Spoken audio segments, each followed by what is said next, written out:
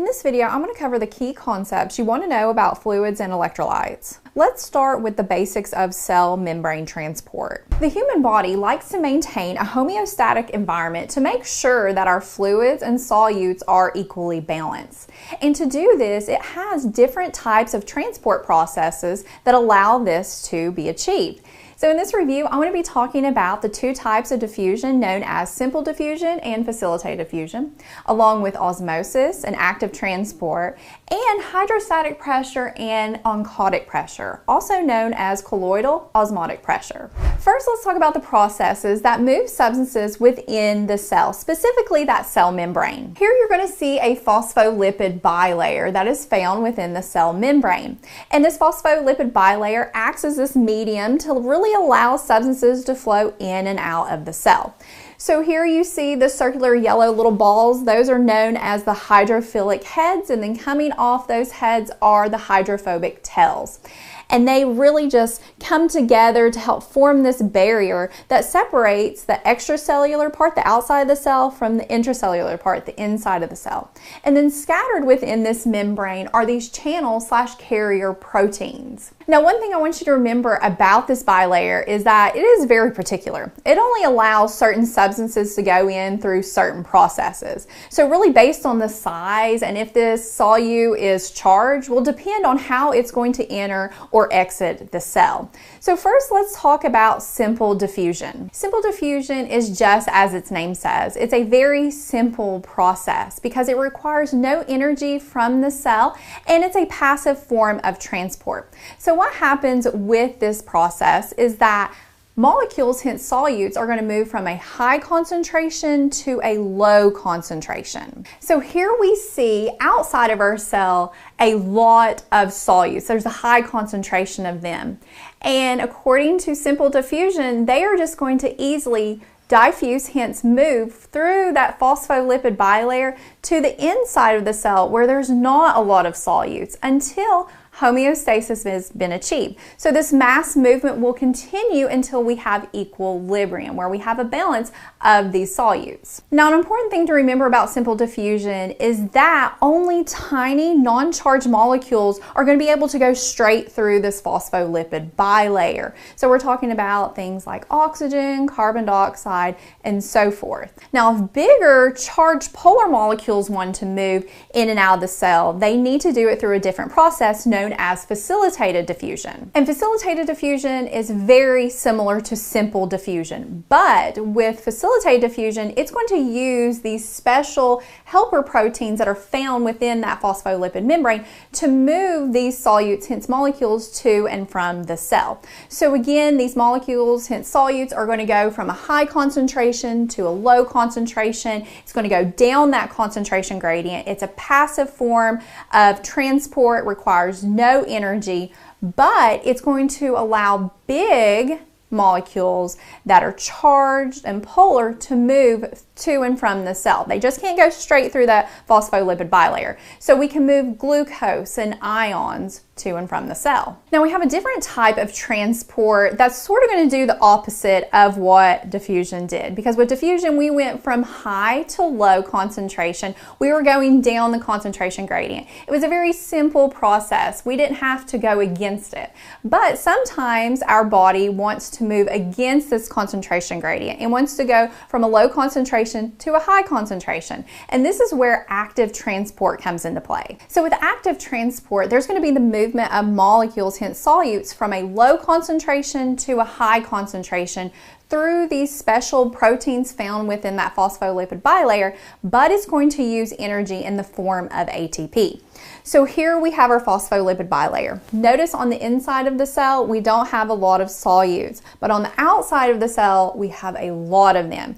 So with this transport process, we want to go from low to high. So we're going against that concentration gradient rather than just down the concentration gradient. So when we go against it, it requires effort, a lot of energy. So this is where we utilize ATP. So in order to move this molecule from the inside of the cell to the outside of the cell. It's going to flow through this special protein channel, but ATP is going to help energize this process, and we're going to be able to flow to that higher concentration. Now let's take a look at osmosis. So with osmosis, we're talking about the movement of water. Water is going to move through a semi-permeable membrane that is only permeable to water and nothing else. And it's going to do this through a passive process. It's a passive form of transport, requires no energy, and the whole goal of osmosis is to achieve homeostasis in the terms of water. Water wants to shift around until we've equaled out the concentration of water inside and outside the cell,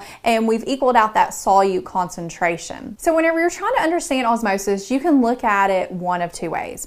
One way is that you can remember that water will move from a high water concentration to a low water concentration, or water is going to move from a low solute concentration. So the solutes, hence the dissolved substances that are in that water, are low, and that water wants to move to a fluid, hence water situation, where the solutes are high. It has a high osmolarity. There's a lot of solutes in it. So water is attracted to solutes, hence water is attracted to sodium. Got a lot of sodium on board, it's going to draw a lot of water in. So those are two ways you can look at osmosis. And when we're talking about a cell, we're talking about water moving in and out of the cell, and it all really depends on that solute concentration, whether it's high inside of the cell or outside of the cell. So let's look at this illustration. Here on the outside of the cell, or extracellular part of our cell, there is a lot of water, but there's not a lot of solutes. So it has a low osmolarity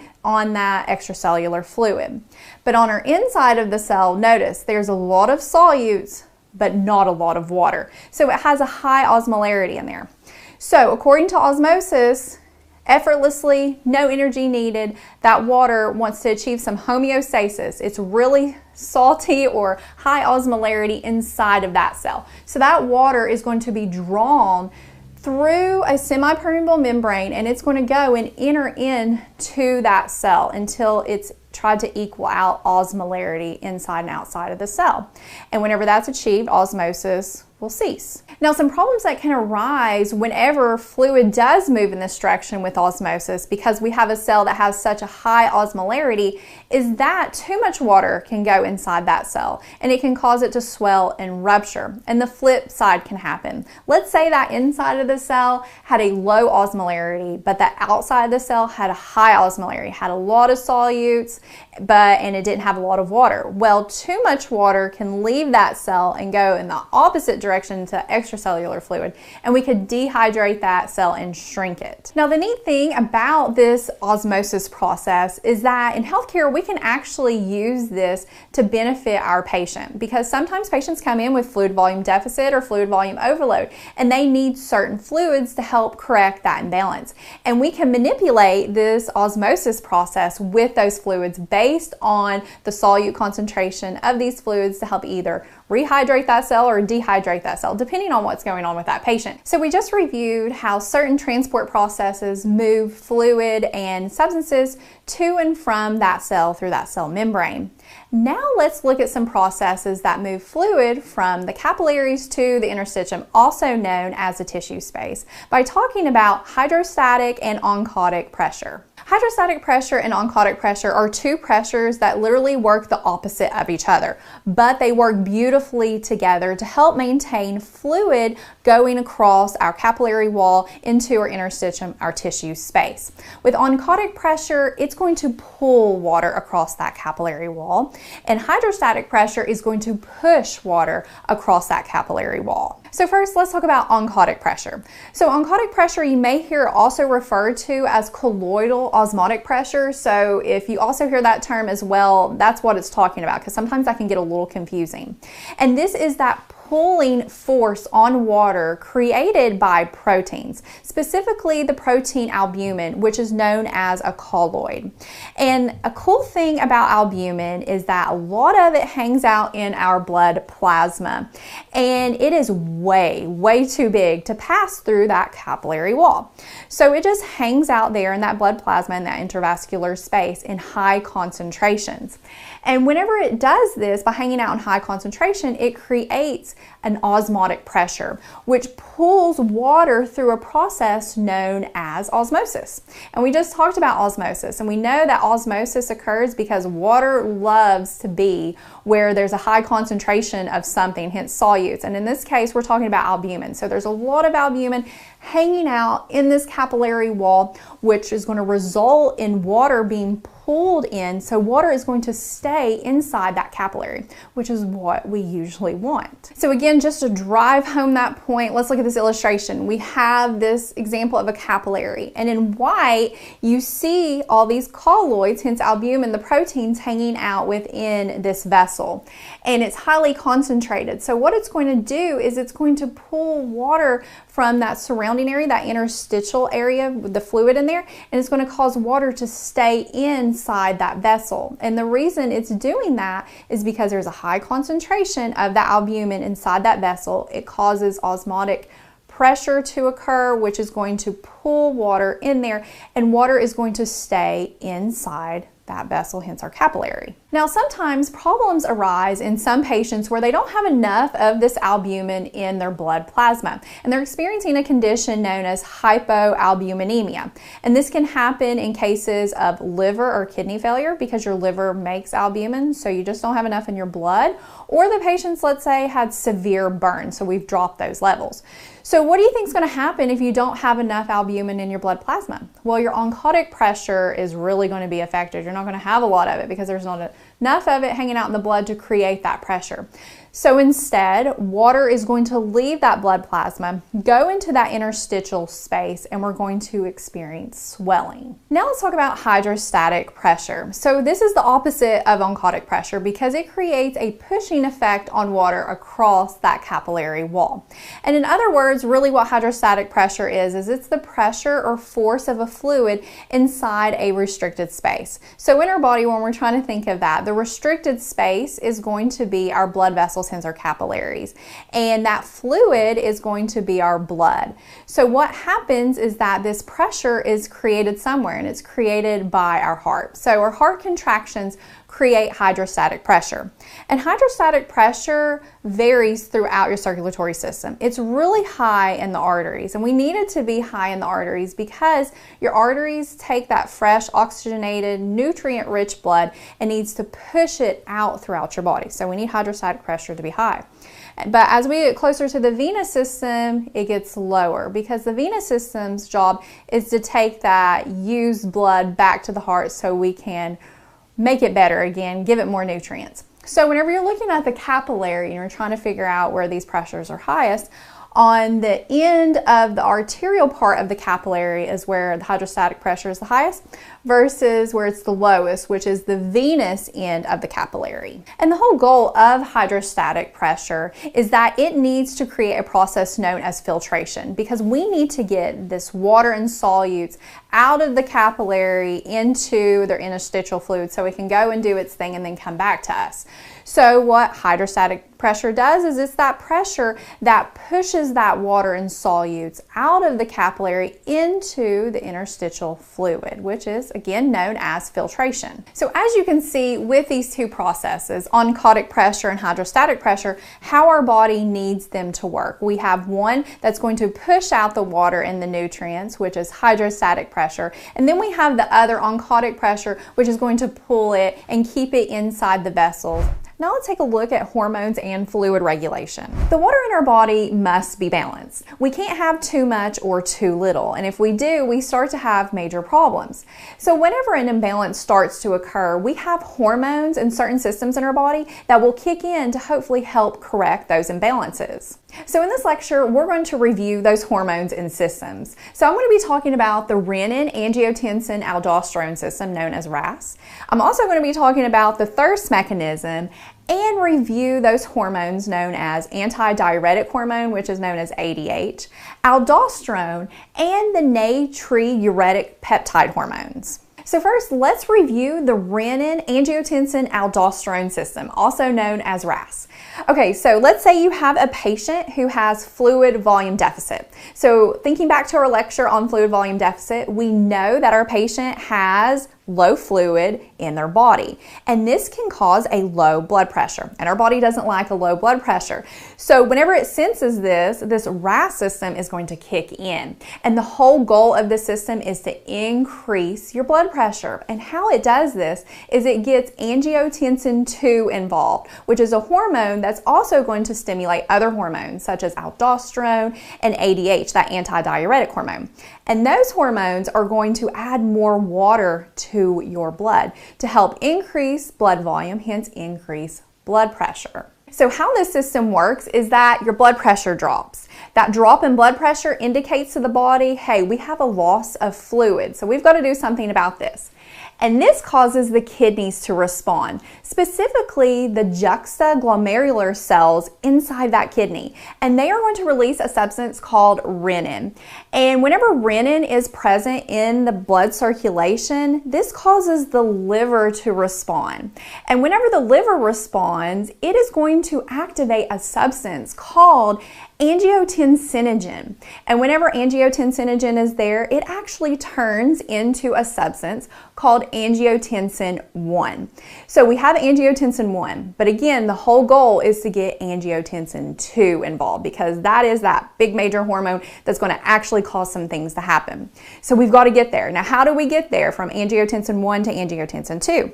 Well, that is where ACE comes in. ACE stands for angiotensin converting enzyme, and this helps turn angiotensin I into angiotensin II. And now that we have angiotensin II involved, things are going to start getting interesting because now we'll be able to achieve our goal of increasing that blood pressure because angiotensin II has major effects on the body.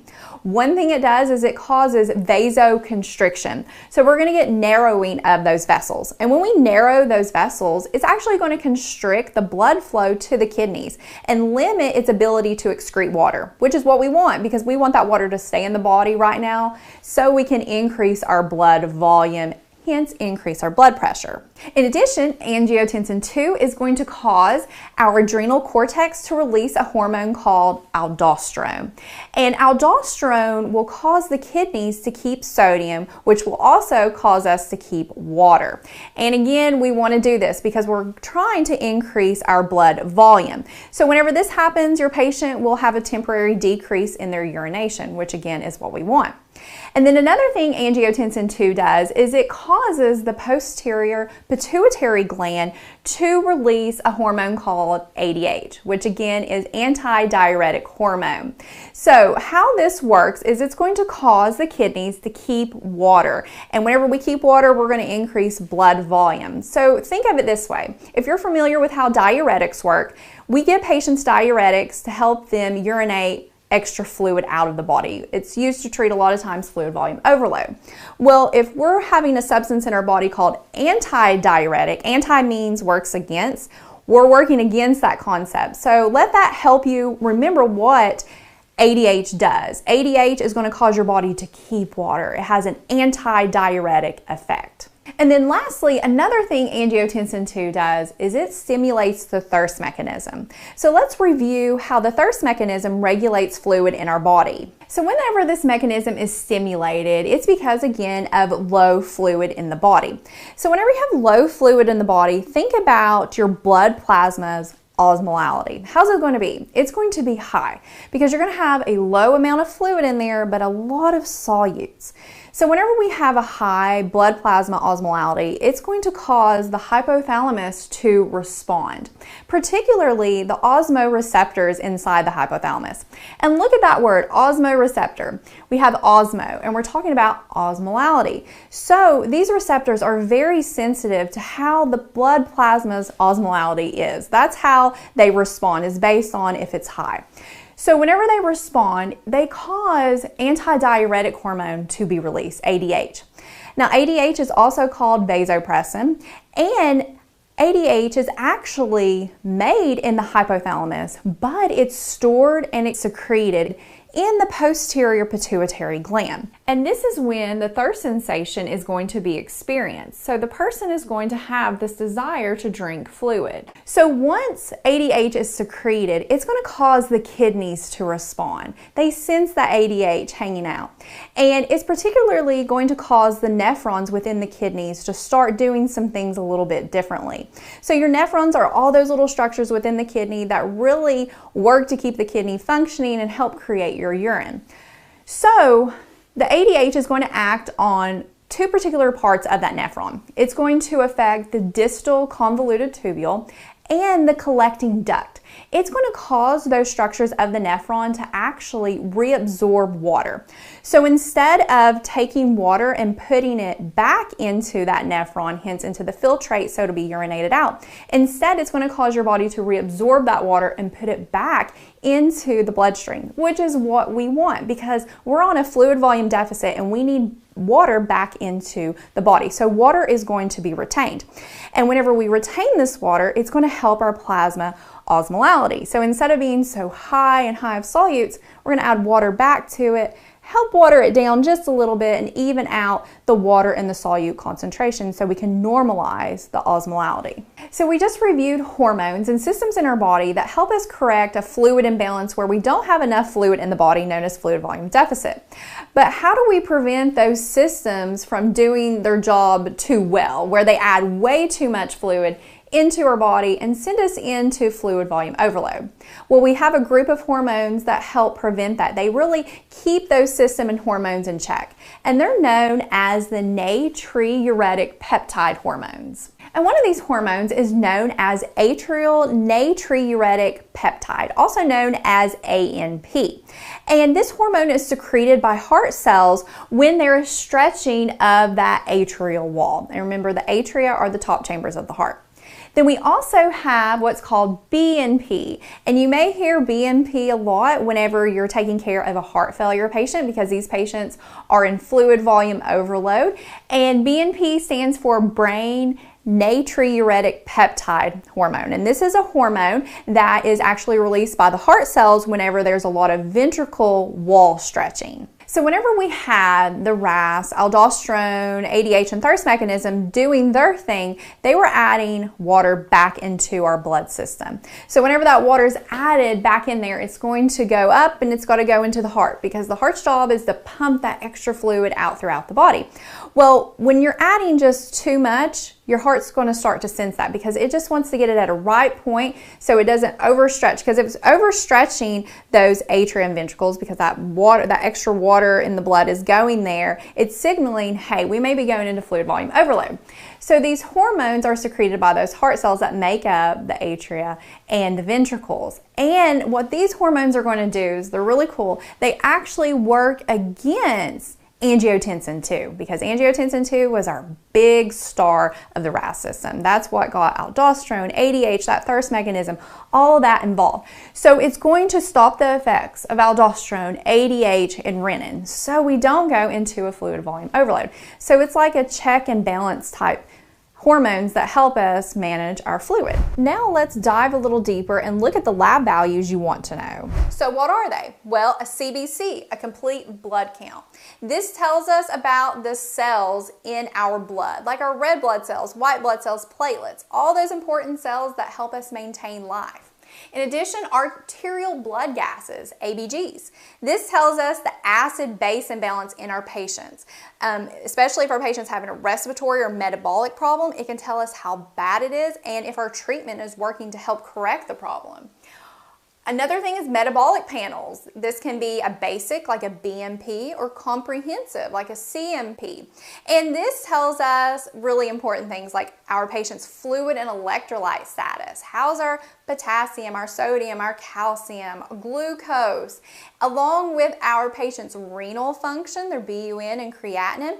And if it's comprehensive, it can tell us how that liver is performing as well. Another thing you want to know, especially if your patient's on anticoagulants, are their coag levels, their coagulation levels, like that PT-INR, APTT. And this is going to tell us how our patient's clotting, what's their clotting time, and if they're therapeutic on their medication. And lipid panels. This is assessing the patient's cardiovascular risk for disease. And we're looking at the LDL, the HDL, the total cholesterol, and triglycerides. And the last thing are those drug levels, because patients, many of our patients are on drugs that have this narrow therapeutic level, like digoxin, dilantin, lithium. And we want to know, is it safe to give this drug? What's their drug level? Now, when you take the NCLEX exam and you're looking at those lab values and you're trying to determine, is this normal or abnormal? You need to know that NCLEX is going to give you something that is noticeably abnormal. It's not going to be right on the line or close to the normal range. And the reason for that is because lab ranges for the normal really vary depending on the lab and the text. Like, for instance, some things will say that a normal mag is 1.5 to 2.3, while another one may say it's 1.5 to 2.5. So NCLEX is going to give you something that's really abnormal, and you're going to know it's abnormal. So first, let's start out talking about the complete blood count, the CBC. This tells us about the cells in our blood. So what's a normal RBC range, a red blood cell range? It should be 4.5 to 5.5 million. For white blood cells, WBCs, it should be 5,000 to 10,000. For platelets, it should be 150,000 to 400,000. Now, some terms you want to be familiar with would be like thrombocytopenia. What is that? That is a low platelet count. So if they say that to you, you know that's going to be less than 150,000. Or how about a patient with leukopenia? That is a low white blood cell count, so a count less than 5,000. Now let's look at our hemoglobin and hematocrit levels. This tells us about our red blood cells, and we really use this when we're transfusing packed red blood cells. We want to know that hemoglobin level really. And it varies between the female and the male, and I would remember the differences. For a female, a normal hemoglobin range is 12 to 16 grams per deciliter. A normal hematocrit is 37 to 47%. And for a male, a normal hemoglobin is 14 to 18 grams per deciliter, and a normal hematocrit is 42 to 52%. Now let's look at coagulation levels. If your patient's on an anticoagulant, you definitely want to know their coagulation levels. For instance, if they're on warfarin, you want to know their PT-INR, and if they're on heparin, you want to know that APTT. So let's look at this PT-INR. PT stands for prothrombin time, and a normal PT level in someone who's not on any anticoagulant should be 10 to 12 seconds. An INR is calculated from the PT, and INR stands for International Normalized Ratio, and normally it should be less than 1, and this is for someone who's not taking any anticoagulants, specifically warfarin. But how about if they are taking warfarin? What do we want that INR level to be so they're therapeutic, so this drug is working to prevent blood clots? We would want their INR to be between 2 to 3. So if it's less than 2, this Coumadin, this warfarin, is not really achieving what we need. So their dose would need to be increased. If it was way greater than 3, they are at risk for bleeding, so their dose would need to be decreased. Now let's look at this APTT. This stands for Activated Partial Thromboplastin Time. And this is used for patients who are taking heparin. A normal APTT in a patient who's not taking heparin is 30 to 40 seconds. Now, if they're taking heparin, we need them to be within this certain range so they're therapeutic and this drug is working. So we would want it to be 1.5 to 2.5 times this normal range, which ends up being about 60 to 80 seconds. Now, if they were less than 60, that would mean that we're not achieving what we need. They're not therapeutic, so their dose would need to be increased of heparin. If they're greater than 80 seconds, it's taking them way too long to clot, so they really have too much heparin in their system, so their dose would need to be decreased. Now let's switch and let's look at the metabolic panel. Again, this is going to tell us about our fluid and electrolytes, which will include glucose, glucose, our renal function, and if it's comprehensive, it's going to tell us how our liver is functioning as well. So let's look at these ranges. Okay, glucose. A normal glucose is 70 to 100 milligrams per deciliter. Calcium level is 8.5 to 10.5 milligrams per liter. Chloride is 95 to 105 milliequivalents per liter. Magnesium is 1.5 to 2.5 milligrams per deciliter. Phosphorus is 2.5 to 4.5 milligrams per deciliter. Potassium is 3.5 to 5 milliequivalents per liter. And a sodium is 135 to 145 milliequivalents per liter. Now, how I remember those is that they're like multiples of 5. Like everything is represented with 5. So if you can remember that, it'll help keep you straight. Now let's look at our renal function. Our BUN and creatinine will tell us that. A normal BUN is 5 to 20. A normal creatinine is 0.6 to 1.2 milligrams per deciliter. Now we're getting into liver function. So let's look at total protein. That is 6.2 to 8.2 grams per deciliter. And then albumin. This is another protein. Remember, albumin played a huge role in regulating our oncotic pressure. And it's 3.4 to 5.4 grams per deciliter. Then we have these 3 enzymes that are found in the liver. It's the ALP, the ALT, and the AST. And if these are abnormal, it could indicate liver disease or some type of other disease in the body. So a normal ALP, which stands for alkaline phosphatase, is 40 to 120 units per liter. Then we have ALT, which stands for alanine transaminase, and a normal range is 7 to 56 units per liter. And then the AST, which is aspartate transaminase, a normal is 10 to 40 units per liter. Then the last part of our metabolic panel is the bilirubin. And this substance is created when you have the breakdown of red blood cells. And when red blood cells break down, they release this reddish orangish color. And a normal bilirubin level should be less than 1 milligrams per deciliter. But if your patient has an elevated one, you will notice that they will have this orangish yellowish hue to their skin or this mucous membrane where all this bilirubin has collected in the blood and has just leaked into the skin, giving them that like pumpkin hue appearance. Now let's look at the lipid panel. This test is going to tell us about our patient's risk for cardiovascular disease, and it's going to look at the LDL, the HDL, the total cholesterol, and the triglycerides. So LDL, this stands for low density lipoprotein, and we want this value to be low. So we want it to be less than 100 milligrams per deciliter. Now the HDL, which stands for high density lipoprotein, we want this number to be high. And we want it greater than 60 milligrams per deciliter. So some people get these confused, but how I remember it is that L for LDL stands for low, so we want that number low. And the HDL, it stands for high, so we want this number high. Now total cholesterol, we want that less than 200 milligrams per deciliter, and then triglycerides less than 150 milligrams per deciliter. Now let's move on to arterial blood gases, ABGs. I have a whole video on how to interpret ABGs to know if it's respiratory metabolic problem, if it's acidosis, alkalosis, compensation, partial compensation, and check out that video because it'll show you how to do the tic-tac-toe method and really simplify how to get those answers. But you want to know the normal ranges for those. So a blood pH is 7.35 to 7.45. Anything less than 7.35 is acidic. Anything greater than 7.45 is alkaline. Then we have a PCO2.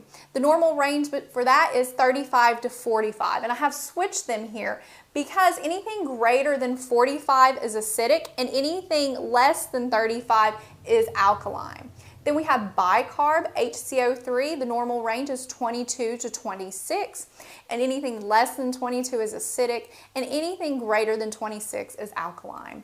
Then we have PO2, which normal is 80 to 100%, and then we have the oxygen saturation, and a normal is about 96, 95 to 100%. Now let's switch to the hemoglobin A1C test. This test is really helpful in helping us determine the average glucose in a person over the last 3 months. So it's great for patients who have diabetes so we can see their average glucose. So what do we want this number to be? Well, in a person who does not have diabetes, we would want them to have a hemoglobin A1C of 4 to 6%. But if they have diabetes, we would like for their target hemoglobin A1C to be less than 7%. Now let's wrap up this lecture and let's talk about the most common drug levels you may encounter on NCLEX. So first up is digoxin. A normal dig level is 0.5 to 2 nanograms per milliliter. Then we have carbamazepine, which is Tegretol. Normal level is 4 to 10 micrograms per milliliter. Dilantin, a normal level is 10 to 20 micrograms per milliliter. Then theophylline, normal level, same as Dilantin, is 10 to 20 micrograms per milliliter. Then we have phenobarbital, a normal level is 15 to 40 micrograms per milliliter. Lithium at 0.5 to 1.2 millimoles per liter. And then lastly, valproic acid, also known as Depakote. It is 50 to 100 micrograms per milliliter. Now we're going to review the electrolytes and balances that can occur. We need a proper balance of fluid and electrolytes in our body in order to maintain life. We don't need too much or too little. We need a specific range. In fact, 70% of our body is actually made up of water. And here you can see the function of the water in our body. It's found in our brain, in our muscles, bones. It helps transport nutrients and oxygen into the cell. Also, our blood consists of 83% of water. But this just isn't plain water. It consists of many things, and one thing it consists of are electrolytes. So what are electrolytes? Well, we're going to be talking about 6 main ones, such as potassium, sodium, chloride, calcium, phosphate, and magnesium. So these are substances that once they enter the body and they are dissolved in water, hence our blood, they actually produce an electrical charge, hence become ions. And this is very important with electrical signaling in our body. So some things that electrolytes do in our body are the following. They help with contraction of muscles, sending nerve impulses, creating bones, balancing the fluids in our body like our cells via osmosis, and maintaining the blood's acid-base balance. Therefore, whenever we have these imbalances of these electrolytes, you're going to start to see certain abnormalities in these processes, depending on if it's high or low. For example, with contraction of muscle, in certain electrolyte imbalances, you can start to see muscle spasms, or your heart, which is a muscle, will start to demonstrate abnormal EKG findings. And it's very specific to certain electrolytes.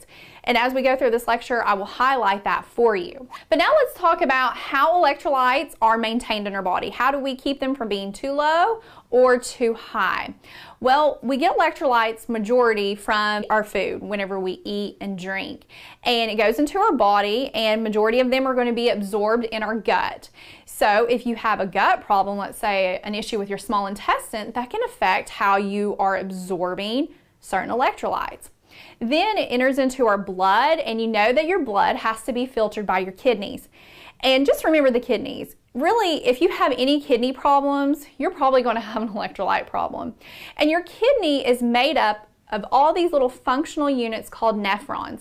And the nephrons, in a sense, what they do is they take your blood and they create filtrate out of it, which in the end is going to be urine. And it's like a little pipe. I like to think of it as it runs through the kidney, and the filtrate is going to go through certain sections of that pipe. We call them tubules, and certain electrolytes and water and other things are going to be taken out of the blood and put in the filtrate, or it's going to stay in the blood and you're going to keep it in your body. So whatever your body doesn't need, as it tweaks these electrolytes, you will urinate out as urine. So think about it this way. If you have any problem with the renal system, you can affect the electrolytes. Hence, a lot of times they're going to be really high. So that's why many times patients who have high abnormal electrolytes will need to go for dialysis, because that dialysis machine is going to replace what that kidney's nephrons should be doing. In addition, we can manipulate the kidneys by giving them diuretics. So a lot of times if we give too much of a diuretic, we can cause these electrolyte imbalances. So other ways our electrolytes can be affected is that if we have an exit route for them, and this could be anything. It could be trauma. It could be where we've had a lot of blood loss, or we've had burns, or the patient's just really sick. They're throwing up a lot through vomit, or they have diarrhea. Maybe they have suction, NG suction. We're sucking off too much of those gastric juices, which are rich in many of our electrolytes. Or the patient has some type of disease process, and you're going to see that a lot with the causes, like problems with aldosterone or ADH, the antidiuretic hormone, etc. Now let's look at these electrolytes individually. First, I'm going to start with sodium. So sodium is a really important electrolyte that loves to hang out outside of your cell. So there's a higher concentration of sodium in the extracellular part compared to the intracellular part, where there's a lower concentration. Now, sodium plays a huge role in regulating the water inside and outside of our cell, along with muscle contraction and nerve impulses. So if you get an imbalance of this electrolyte, you're going to start to see issues with these processes. A normal sodium level is about 135 to 145 milliequivalents per liter. So anything less than 135 is considered hyponatremia, and anything greater than 145 is considered hypernatremia. And you want to remember, the higher the number or lower the number with these ranges, you're going to start to see more profound signs and symptoms. The worse off the patient is going to be. Whenever it's just a little bit over, a little bit under, it's going to be very mild. So now I want you to see a visualization of how sodium really works in that extracellular area and affects the cell. Here we have hypernatremia conditions. So in the blood, there's a lot of sodium hanging out. And you want to remember that water loves sodium. So wherever there's a higher concentration of sodium, that is going to pull water, and water wants to be there. And think of it like this. If you eat a lot of salty foods, what do you start to crave? Water. So it's almost the same concept. So we have lots of sodium in the blood. The water that's in the cell is going to be pulled outside of the cell, and this is going to cause the cell to shrink up. Now on the flip side, hyponatremia. We don't have a lot of sodium in the blood, in that extracellular part, low amounts. So the water's like, hey, we're lonely. So there's some inside the cell. Remember, there's a lower concentration, but there's some. So that's going to cause the water in the extracellular part to be pulled inside the cell. So what's going to happen? The cell is going to start to swell. Now let's talk about the main causes of hyponatremia. What can cause the sodium level in the blood to drop? Well, not consuming enough sodium can do that, along with giving a patient a medication called a diuretic. Diuretics are typically used when a patient has fluid volume overload. They have too much water in their blood, so we're going to manipulate their kidneys to pull that water off, and they're going to urinate that out. And the diuretic family that does that tends to be the thiazides. So they influence the kidneys to really waste sodium, and they're going to be wasting it in their urine, and it'll drop our blood level. Also, anything that's affecting our GI system, because your gastric juices have a lot of sodium in them, so vomiting or GI suction with an NG tube, that can waste the sodium level along with the potassium level as well. Diarrhea, sweating, which contains a lot of sodium, and Addison's disease. So let's do a quick review about Addison's disease. This is where a patient has low aldosterone. What is aldosterone? Well, it plays a role with our blood pressure, helping us maintain our blood pressure. So normally it will cause the kidneys to keep water and sodium, because that will increase your blood pressure, but in exchange for that you're going to excrete potassium. So if we have a low level of aldosterone, how's that going to affect the water and sodium? It's going to cause you to lose it, so you're going to lose your sodium. But on the flip side, it's going to cause you to keep your potassium. So that can cause that, and also SIADH, which stands for Syndrome of Inappropriate Antidiuretic Hormone Secretion. And this is where they secrete too much ADH, which again is antidiuretic hormone. What does this do? Well, whenever we're diuresing someone, we're causing them to lose lots of fluid through their urinary system. Well, if we antidiuretic hormone, that's going to cause them to keep water, not urinate it as much. So we're going to have more water in the body, and in turn that's going to dilute the sodium. Some other conditions that can do that as well is whenever we have overload of fluid in the body, like with congestive heart failure, giving the patient too much of a hypotonic solution, or renal failure. Now let's look at the signs and symptoms associated with hyponatremia. So to help you remember those signs and symptoms, remember the word salt loss, because we have a loss of sodium. S is for seizures and stupor. So stupor is where you have a decrease in consciousness, like confusion, and this can be associated with the nerve transmission being affected, along with, depending on how severe it is, those brain cells start to swell. A is for abdominal cramping, L for lethargic, T for tendon reflexes diminish, trouble concentrating, L loss of urine and appetite, O for orthostatic hypotension, overactive bowel sounds, S for shallow respirations, and this happens late due to skeletal muscle weakness, and then S is for spasm of muscles. Now let's talk about the main causes of hypernatremia. What causes our body to keep too much sodium in our blood? Well, if you have some issues with certain hormones, like in Cushing syndrome, our body is keeping too much cortisol, so we have an overproduction of this, and this, remember from our other lectures, plays a role with the stress process. So some functions of cortisol would be to help us maintain our blood pressure with the inflammatory process. So if we have too much of this, we're actually going to keep too much sodium in our blood, and we're going to waste too much potassium. So we'll have hypernatremia, but hypokalemia. In addition, Conn syndrome can cause hypernatremia, and this is also known as primary aldosteronism, and this is where we have too much aldosterone being present in our body. Over here, we had Addison's where we had low aldosterone, so it's going to cause the opposite effect. So with this, remember the normal role of aldosterone was to maintain our blood pressure with the water and sodium and excreting potassium. Well, if we have too much of this on board, we're going to keep too much water and too much sodium, hypernatremia, and we're going to excrete our potassium, and we can drop our levels and get hypokalemia.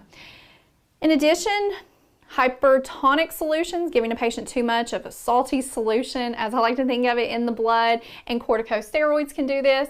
If a patient is not drinking enough water, that can concentrate the sodium in the blood, or if they're losing too much water. And a condition that can do this is like diabetes insipidus. That can happen as well. The patient is going to be urinating so much with this condition.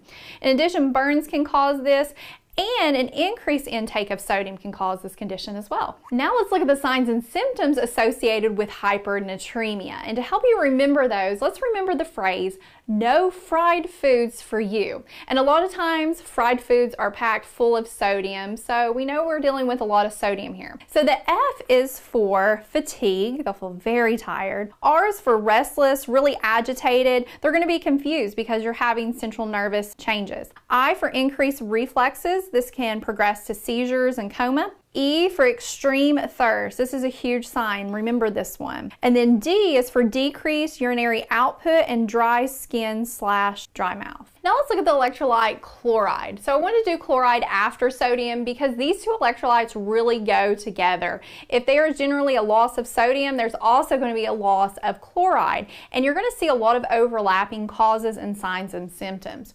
So chloride is very important for helping maintain our acid-base balance because of its relationship with bicarb.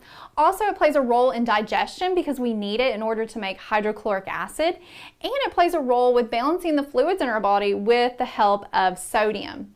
A normal level is 95 to 105 milliequivalents per liter.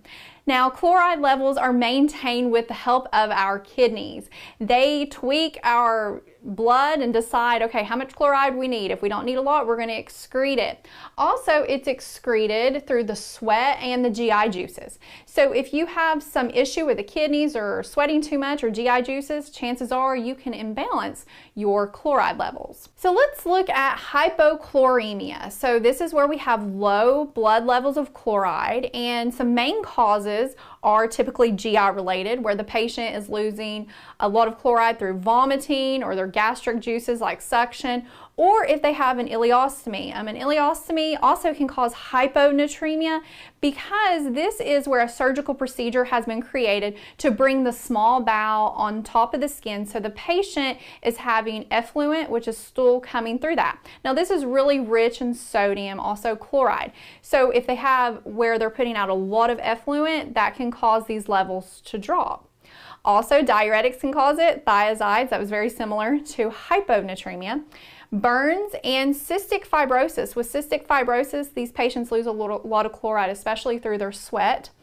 And patients who have fluid volume overload, like heart failure, SIADH, that's going to dilute the chloride. And metabolic alkalosis can do this as well. This is where we have a high level of bicarb, and this is going to drop our chloride level. And the reason it does this is because bicarb and chloride have this like opposite relationship, especially in how they shift in and out of the red blood cell to help with proper gas exchange. Now, the signs and symptoms of hypochloremia don't have their own specific ones compared to these other fluid and electrolytes. They typically are going to be associated with whatever's causing this problem.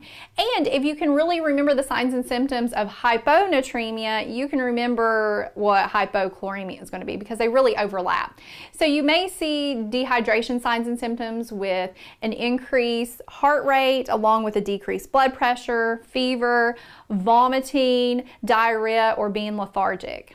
Now let's look at hyperchloremia. What can drive that chloride level up? Well, it's going to be similar to the causes of hypernatremia, because again, sodium and chloride really go hand in hand. So consuming too much sodium can drive the chloride level up, like giving the patient too many hypotonic solutions.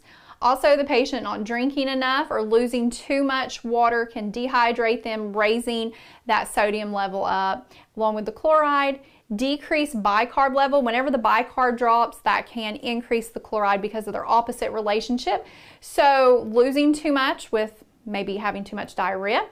Also, the Conn syndrome, this is where they have the increased aldosterone, so the patient is going to be retaining a lot of sodium but excreting potassium, and that can elevate our chloride level.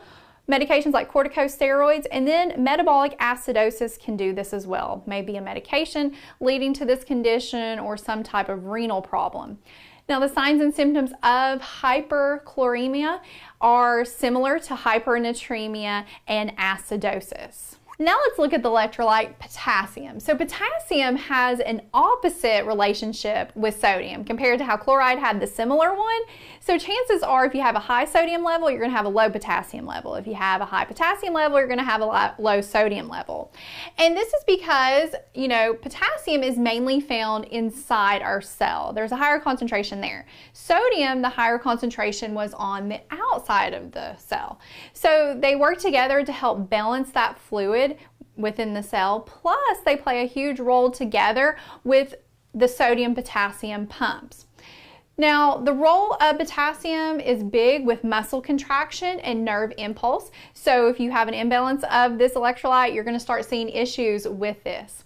A normal potassium is about 3.5 to 5 milliequivalents per liter. So as you can see, it's a very narrow range, but it's a very important electrolyte. So let's look at whenever we have hypokalemia. So we have low potassium in the blood. What are some main causes of this? Loop diuretics can cause this, like furosemide. It causes your kidneys to waste potassium, so that's a big thing you got to watch on those patients. Corticosteroids can do this, and if a patient has too much insulin. The reason for this is because insulin makes potassium move inside the cell. So if we're causing it to leave the blood and go inside the cell, we're dropping our blood levels. Cushing syndrome can cause this. This was the high cortisol. So again, it decreases the potassium, increases the sodium, and we talked the reason for that earlier. Starvation, patients who have been under extreme conditions where they haven't been able to eat can cause this. Or losing too much potassium, and this is again found richly in those GI juices. They're like vomiting or GI suctioning through the NG tube. Now, what are the signs and symptoms that you may see in a patient who has hypokalemia? So we have a low potassium level in our blood. Remember that everything is going to be low, but it's also going to be slow. So remember the 7 L's. L represents low. So the first L is that the patient is going to be very lethargic and they can be confused. Second L is for low, shallow respirations. Third L is lethal cardiac dysrhythmias. They may have ST depression, a shallow T wave, or a projecting U wave. Fourth L is lots of urine. They can have frequent urination where the kidneys are just unable to concentrate the urine. Fifth L is leg cramps. Sixth L is limp muscles, and they may have decreased deep tendon reflexes. And then our last L is for low blood pressure and heart rate. Now, what can cause hyperkalemia, where we have too much potassium in our blood? Well, anything that really causes the potassium in the cell to move outside of the cell into the blood is going to raise those blood levels. So if a patient has severe burns, this can occur along with tissue damage, such as the condition like rhabdomyolysis. This is where you have the breakdown of muscle tissue. So whenever that muscle tissue is breaking down, it's leaking potassium into the blood, hence increasing it. Addison's disease can do this, and again, this is where we have decreased aldosterone. So we're going to be excreting our sodium, but keeping our potassium. Renal failure, a lot of times whenever you have patients who have an elevated BUN and creatinine, you are going to definitely see that potassium level increase very high. A lot of times they need dialysis to bring it down. Medications can do this as well, like those potassium-sparing diuretics like spironolactone, and ACE inhibitors can do this, and NSAIDs. Now, what are the signs and symptoms of hyperkalemia? Well, to help us remember those signs and symptoms, let's remember the word murder, because if the potassium level gets too high, in the end, it's going to murder the patient. So M is for muscle weakness. U is for urinary output is going to be little or none. This is very common in patients who have renal failure. They're putting out like no urine. R is for respiratory failure. Whenever it gets so high, those muscles are going to just quit working and they're not going to be able to breathe. D is for decreased cardiac contractility. They're going to have a weak pulse, low heart rate. E for early on, you're probably going to see muscle twitches and cramping. And then R is for rhythm changes, and I would remember this. They are going to have tall, peaked T waves. You can also sometimes see prolonged PR interval. Now let's talk about the electrolyte calcium. This is an essential ion that plays a huge role in the health of our bones and our teeth, along with muscle and nerve conduction and clotting. So in order to maintain a good level of calcium, we have to have a diet that's rich in calcium. So our gut plays a huge role with us absorbing calcium, and once we absorb it, what we really don't need to maintain that good blood level is going to be stored in our bones. Now, our bones will monitor our blood levels, and if those levels are low, like in hypocalcemia, what will happen is that the bones will actually start to release calcium into the blood. But if this keeps happening over and over, it's going to make this bone really weak over time, and the person can have osteoporosis, break their bones. Now, calcium is really regulated by 3 different things. 1, vitamin D. It's very important a person has vitamin D on board in order to absorb calcium. Also, the parathyroid hormone, PTH, and calcitonin play a role with this. PTH is produced by the parathyroid gland, and calcitonin is produced by the thyroid gland. So, if you have destruction to these glands, or maybe a patient's had surgery, we can alter calcium levels if we hurt these glands. Now, a normal calcium level is 8.5 to 10.5 milligrams per deciliter. So let's talk about what happens whenever we get a really low level of calcium. We start to experience hypocalcemia. So what can cause this is a decrease in the parathyroid hormone, and typically this is going to happen with patients who've had surgery of this structure, especially like a thyroidectomy. So you've had a patient who's had thyroid surgery, check their calcium level because we could have damaged that gland. A decreased intake of calcium, for some people this is very hard to keep their calcium levels maintained, especially if they have lactose intolerance. So they'll have to be very conscious about making sure they get enough calcium through other sources. Having a low vitamin D level can cause this as well, because vitamin D plays a role with us absorbing calcium.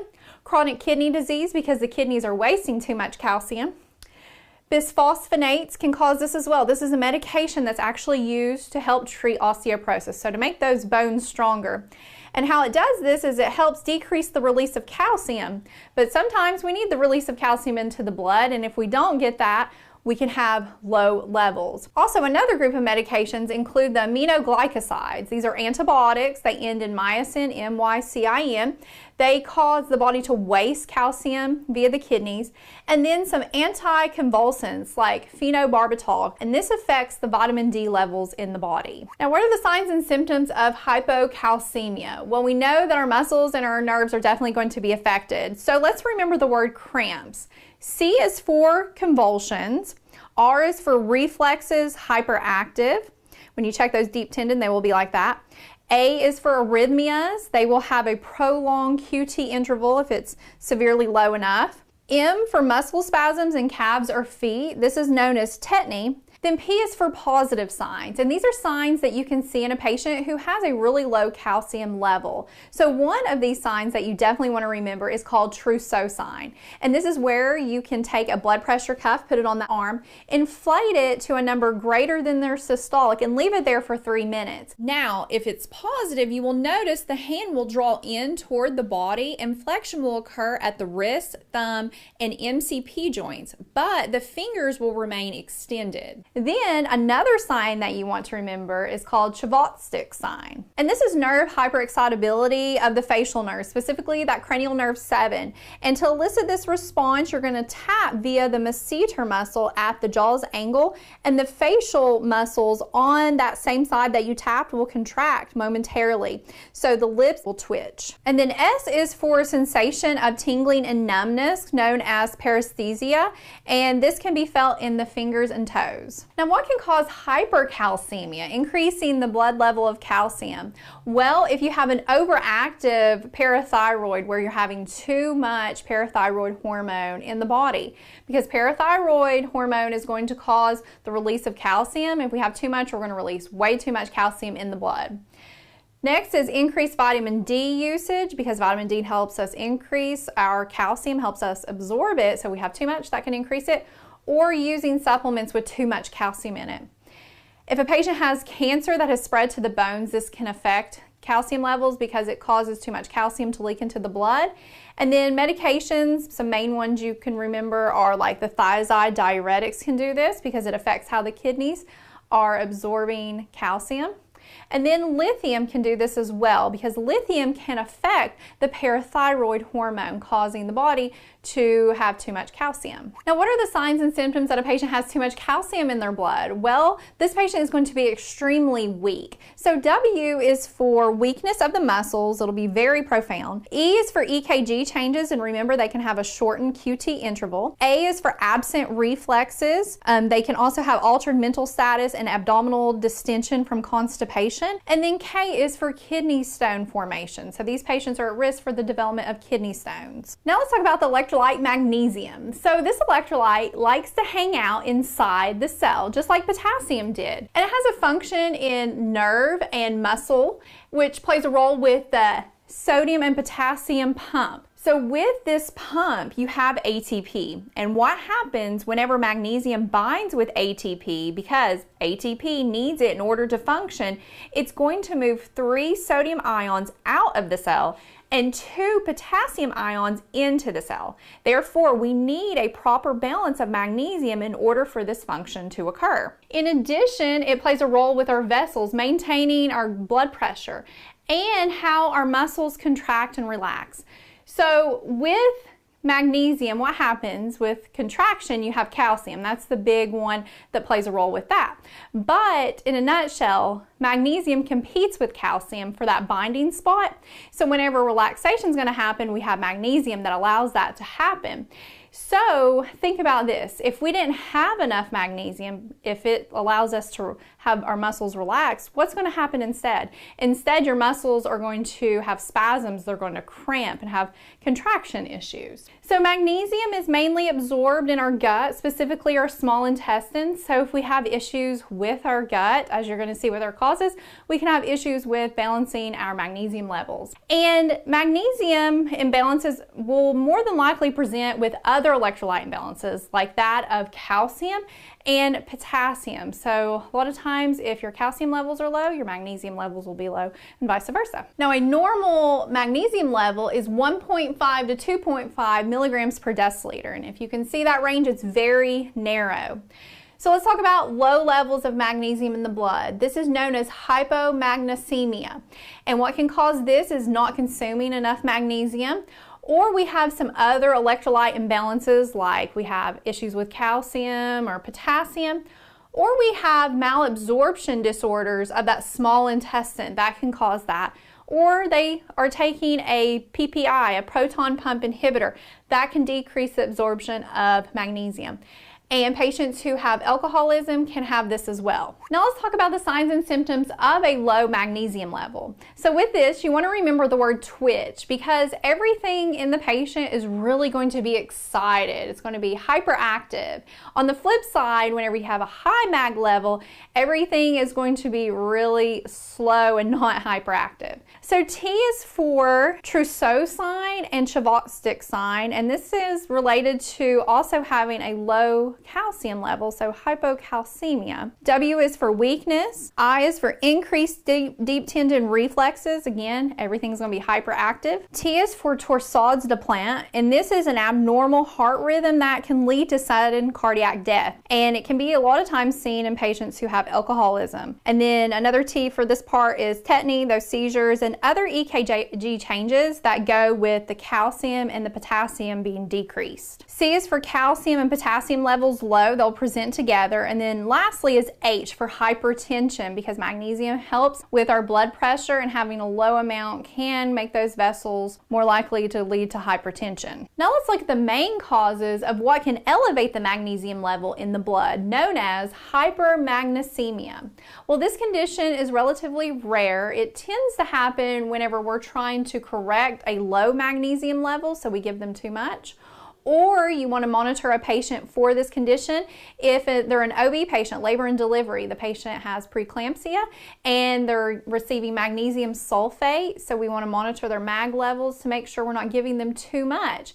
And you're checking those deep tendon reflexes, making sure they're there, because if they're not there, we may have a problem with our magnesium level. Also, renal function can mess this level up as well, causing us to keep too much magnesium. Now with this condition, with the signs and symptoms, everything in your body is going to be lethargic. It's not going to be really hyperactive like over here.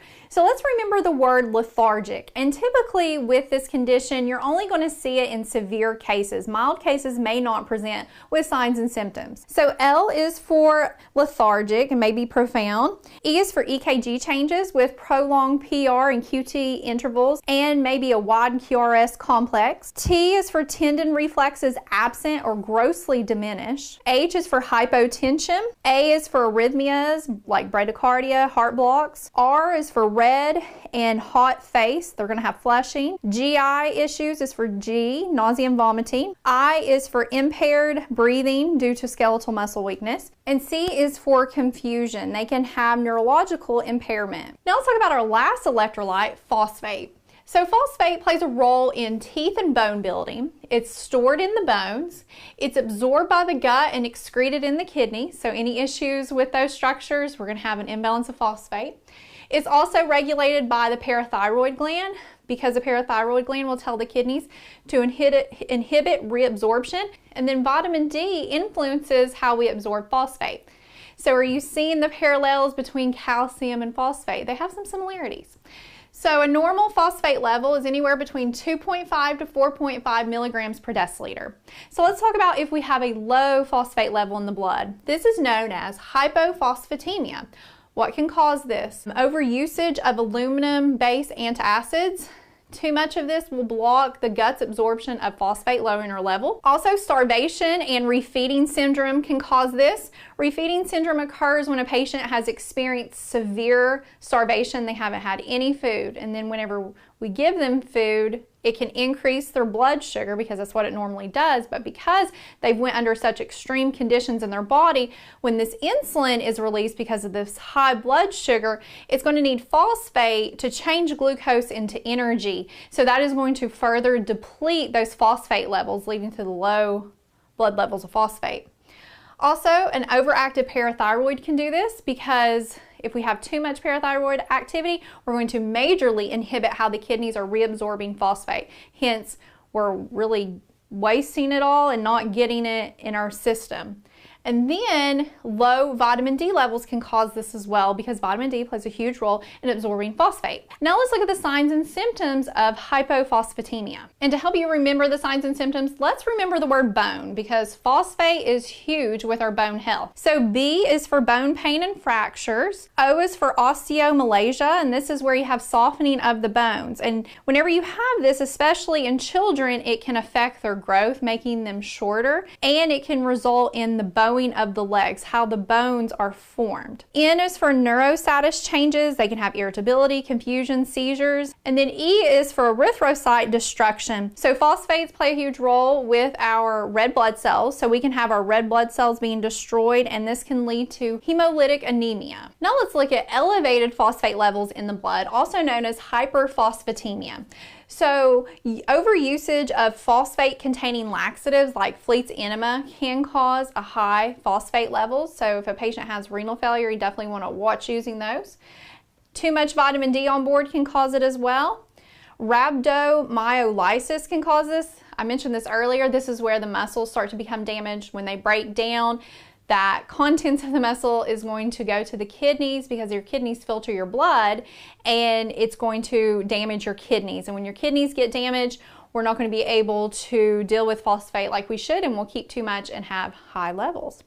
And then hypoparathyroidism, so an underactive parathyroid. What's going to happen, instead of normally being able to inhibit reabsorption of phosphate by the kidneys, we're not going to have that. Instead, we're going to keep more, so that will elevate the levels. Now, the signs and symptoms of hyperphosphatemia can be similar to that in hypocalcemia.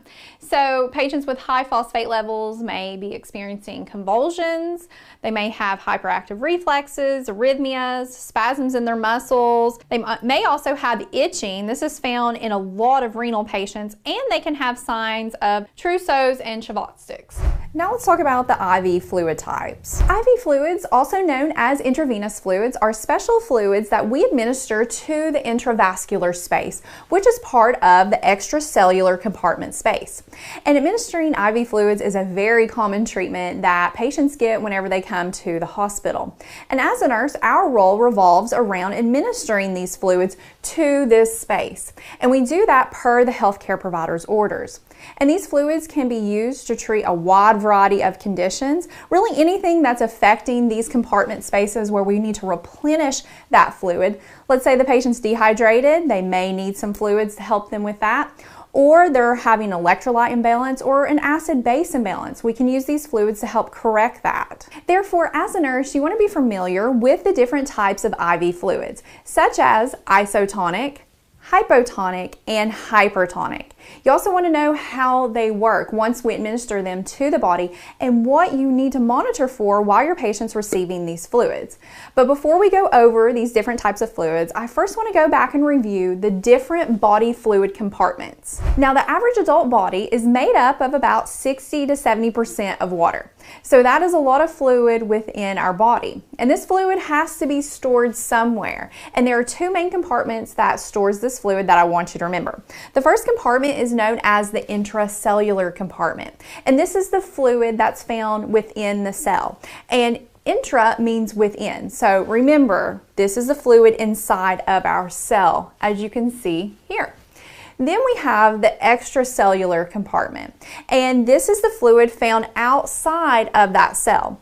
And extra means beyond or outside, so we're talking about that fluid that is surrounding the cell. And it is made up of the intravascular fluid, which you can see here. This is also referred to as the plasma. Then we have the interstitial fluid, which you can see here in blue, and it's just hanging out around our cells. And then we have the transcellular fluid. So now let's take a closer look at these body fluid compartments, with the first being the intracellular space. So again, this was the fluid found inside of the cell, and this space actually accounts for 2/3 of our body water. So most of our fluid is inside of our cells. And then there's the extracellular space, which again is that fluid fluid outside of the cell. And it accounts for 1/3 of our body water, and it includes the fluid compartments such as the interstitial fluid compartment. And the interstitial fluid compartment is the fluid that surrounds the outside of our cells. And this fluid plays a very vital role in helping be a medium for electrolytes and other substances to move to and from the cell to the plasma with the assistance of the capillaries. And the intravascular fluid compartment, which again is known as the plasma, is the fluid found inside the blood vessels, which contain so many important substances like electrolytes, blood cells, and so forth. And then lastly, we have the transcellular fluid compartment. And this is actually the smallest compartment, and this is the fluid that is found within certain body cavities, like the spinal fluid, the fluid that surrounds our heart and lungs and the joints. Now, it's important to note that these compartments are really all interconnected with their own amount of water and electrolytes, and they will work together to help maintain a homeostatic environment in our body. And how they do this is that they will shift water, electrolytes, and other nutrients around so we can keep that balanced environment. And they do this shifting through various processes in the body, with one of those processes being osmosis. Therefore, in healthcare, we can administer IV fluids, let's say, to this intravascular compartment to help expand it if we need to, or shift fluids around these compartments via this process of osmosis to help us correct fluid imbalances or other problems that can occur within the intracellular and extracellular spaces. So to help us understand how IV fluids do this, let's talk about osmosis. So osmosis is a process where water is going to move from a fluid of a higher water concentration to a fluid of a lower concentration. In other words, water is going to move from a fluid that has a low solute concentration to a fluid that has a higher solute concentration. And it does this passively. It doesn't need any energy or anything from the cell. It actually does this on its own, and it does it through a semi-permeable membrane, which is only permeable to water molecules. So let's illustrate this process by looking at this drawing. Here we have our semi-permeable membrane, which is only permeable to water. And on one side of the membrane, we have a lot of water molecules, but we don't have a lot of solutes. And on the other side of the membrane, we have not a lot of water molecules, but a lot of solutes. So according to osmosis, what's going to happen is that water is going to move from a higher concentration of water to a lower concentration of water. Or you can look at it this way. Water is going to move from the place where there's not a lot of solutes to a place that there are a lot of solutes. Now, the big takeaway I want you to get from osmosis is that this process is highly influenced by a fluid solute concentration. And depending on how concentrated that fluid is of the solutes will determine how osmosis is going to affect how water is going to shift from this extracellular space to the intracellular space, or vice versa. So what is a solute? A solute is a solid that has been dissolved in a liquid. And there's many different substances out there that can become a solute in a liquid solution, with one being like sodium and chloride. So we can take sodium and chloride in their solid form, put them in a liquid. Whenever we do that, once they dissolve, they become an electrolyte. But there's still a solute in that fluid that we have. Now we can take that and we can administer it to the patient in their intravascular system.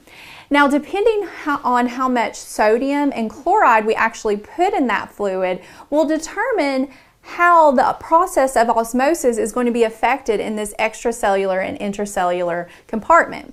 So that leads me to osmolarity. What is osmolarity? Osmolarity is the amount of solutes within a specific fluid volume. So in other words, it's the total solute concentration per liter of solution. So depending on that IV fluid's osmolarity will depend on how well osmosis is going to work within the body to shift fluid around these compartments. So we can term fluids as having a high osmolarity or a low osmolarity. So whenever a fluid has a high osmolarity, we're saying it has a lot of solutes in that fluid. Whenever something has a lot of solutes in it, it has less water. On the flip side, if a fluid has a low osmolarity, it has a low amount of solutes in it, meaning it's going to have more water in it. And in healthcare, we can use osmolarity to our benefit to help treat patients who are sick and need fluids replaced based on what compartment we need to treat and shift fluids around. We do this by administering various types of fluids that have different osmolarities or solute concentrations, which will move water in or out of these compartments. Now let's talk about the different types of IV fluids and their tonicity. So again, there are three main types of IV fluids. They are isotonic, hypotonic, and hypertonic. And let the prefix and the suffix of these fluid names help you determine what type of fluid we're dealing with. So the prefix iso means equal, and this means the fluid solute concentration matches or is equal to that of the blood plasma. Hypo means low, and this means that the fluid solute concentration is lower than the blood plasma. Whereas hyper means high, and this means that that fluid solute concentration is higher than the blood plasma. And then when we look at the suffix tonic, this is for tonicity, and it tells us about the fluid's ability that will be entering that extracellular space, hence that intravascular space, how well it's going to move water in and out of that intracellular space, hence inside the cell, or not at all. Will it keep it equal, or is it going to build up both parts? And this is based on the concentration of electrolytes, hence those solutes, in the IV fluid. So first is isotonic IV solutions. These have the same osmolarity as the blood, so same concentration of solutes. And with these fluids, there's going to be an equal transfer of water, so our cell is going to stay the same. Therefore, we can just use these fluids to expand extracellular fluid volume, hence our plasma. Now, why would we want to expand the extracellular fluid? Well, if the patient is experiencing a fluid loss in this space, like through vomiting, diarrhea, they need some sodium and chloride back, or they're experiencing hypovolemic shock, burns, or maybe they're going to be having surgery, and we know with surgery, they're going to be losing a lot of blood, like that extracellular fluid. Now, some fluids that are considered isotonic are normal saline, lactated Ringer's solution, also called LR, and 5% dextrose in water. Now, there's an asterisk by this, and I'll tell you about this fluid here in a second, because although it is isotonic, it does work as a hypotonic solution once administered. And some things you want to remember about isotonic solutions is that with normal saline, this replaces just water, sodium, and chloride, and it is the only solution we use to administer with blood. So you don't use any other solution, only normal saline. And with this type of solution, you have to watch out for fluid overload, especially in patients with kidney and heart failure, because their heart and kidneys aren't working too great, and if we put too much fluid in there, they can become overwhelmed, and we can actually put too much fluid back into the extracellular space. Therefore, you want to monitor their blood pressure, make sure they're not hypertensive. You also want to check their breathing and check those lung sounds. Make sure that you don't hear any crackles, which could indicate pulmonary edema, where we've had fluid build up in the lungs. And then also look at their extremities, especially those lower extremities. Make sure there's no edema present. And because we are administering sodium and chloride, you want to also check those sodium and chloride levels. Make sure that they're not increasing, because this fluid could cause that if we give too much. The next is 5% dextrose in water, D5W. This solution replaces water and glucose. So as I pointed out earlier, it starts out as isotonic but ends up as a hypotonic solution. And why is this? Well, in the solution is dextrose, and when dextrose enters the body, it will be used up by the body, hence metabolized. But what's left over is not very concentrated. It's really just free water. So we have a low osmolarity, and it becomes hypotonic. Therefore, because of the components of this fluid, it's not for fluid resuscitation situation. It can actually increase the blood glucose too high, causing hyperglycemia. But it can help hypernatremia. That is where we have too much sodium in the blood. And what this fluid will do, because it's hypotonic in the end, it can help in a sense water down that blood, hence decreasing our sodium level there. And then lastly, with LR, this solution contains water, potassium, potassium, sodium, chloride, calcium, and lactate. Now this fluid contains lactate, and lactate can actually help increase the blood's pH by converting to bicarbonate, which is really helpful whenever we have acidotic conditions going on, like mild cases of metabolic acidosis. However, it's not for patients with liver disease because our liver converts lactate to bicarbonate, or for patients who are experiencing lactic acidosis because already in the body there's a high amount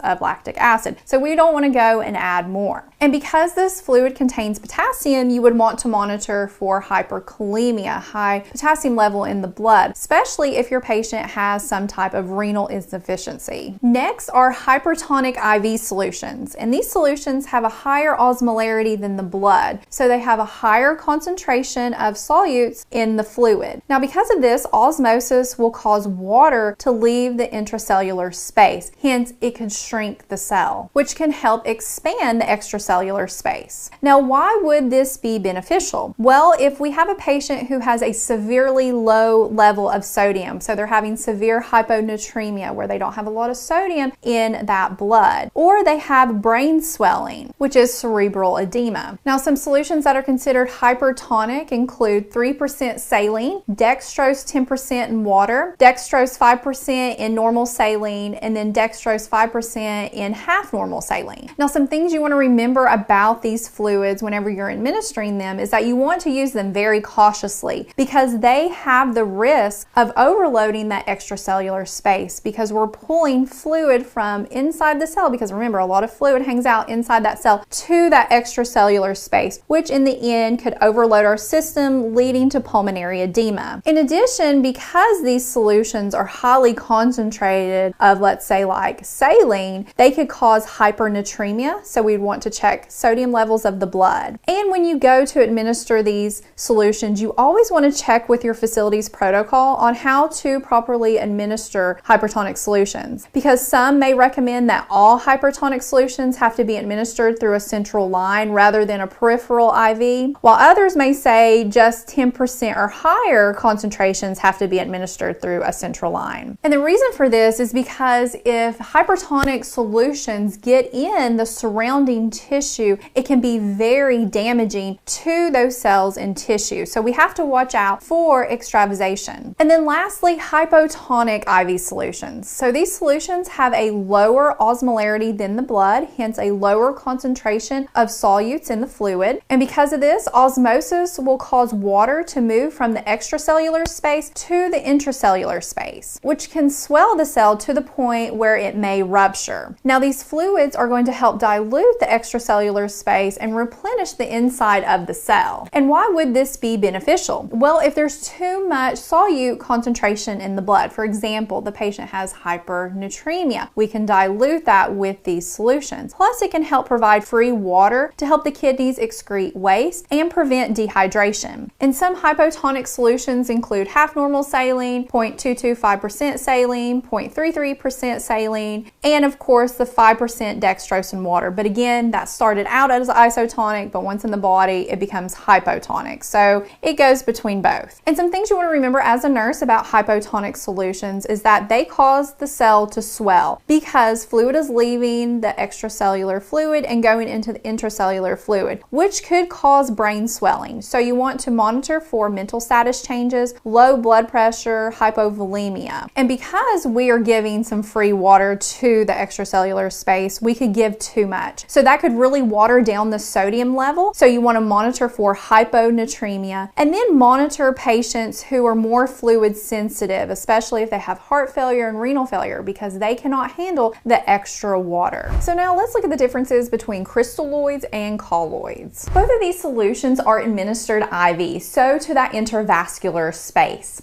And both of these solutions expand our plasma volume. Now, whenever I say expand plasma volume, what I'm talking about is that we are adding more fluid to that intravascular space. So we're adding more fluid into our blood vessels. So first, let's take a look at colloid solutions. These solutions can include natural and synthetic type solutions. For instance, a natural type of colloid is known as albumin, whereas we can have synthetic types, which includes dextran, hydroxyethyl starches, and gelatin. And how these fluids work is that they are going to pull water into that intravascular space. Now, how do they do this? Well, whenever you're administering a bag of colloids, inside that bag, you have very, very large molecules. So whenever those molecules go inside the intravascular system, they are unable to actually escape that capillary wall because they're just so big. So because they can't escape that capillary wall, high concentrations of them hang out inside the intravascular system. So whenever we have a high concentration of something hanging out in there, what's going to happen is that that's going to increase oncotic pressure. Another term for oncotic pressure is known as colloid or colloidal osmotic pressure. And this results in water being pulled from around that blood vessel, so from that interstitial fluid. So water is going to be pulled inside that blood vessel, hence our intravascular space, and it's going to expand the volume, hence the fluid inside that vessel. And this is something we definitely want whenever our patient is experiencing hypovolemic shock, severe burns, or they've had some type of severe bleeding. And because how these fluids work, they are fast at expanding this plasma volume because they have such a great effect at pulling that water across that capillary wall into the intravascular space. So the amount administered, so the amount of colloids we give the patient is usually equal to the amount of fluids that the patient has lost. So we don't have to just throw in a bunch of colloids to this patient. Now, there are some downsides to these fluids. Two things, big things, is that they can have allergic reactions and coagulation problems with these solutions. So we really have to monitor for that as the nurse. Plus, they're not as easily accessible and they tend to cost more. Now let's compare this to crystalloid solutions. So crystalloids, they include hypertonic, hypotonic, and isotonic solutions. So in these bags of fluid, we have fluid, but we also have electrolytes, and they are smaller molecules, whereas with colloids, those were big molecules, typically like proteins. But these are electrolytes. Therefore, because they're smaller, they don't hang out as long in that intravascular space. And because of this, the patient is going to need high amounts of these fluids in order to replace the amount of fluid they have lost. So they really carry a huge risk with fluid volume overload. And these fluids can work in a variety of ways depending on the tonicity of the bag of fluid. For instance, whenever we're dealing with hypertonic crystalloid solutions, we have a high tonicity, so there's a high amount of solutes in that bag of fluid compared to the tonicity or the osmolarity of your blood plasma. So when we throw a hypertonic solution into that intravascular space, what it can do is that it can pull water from the cells and dehydrate them, which sometimes we need to do that if we have like cell swelling like with cerebral edema. However, on the flip side, hypotonic solutions work in an opposite way.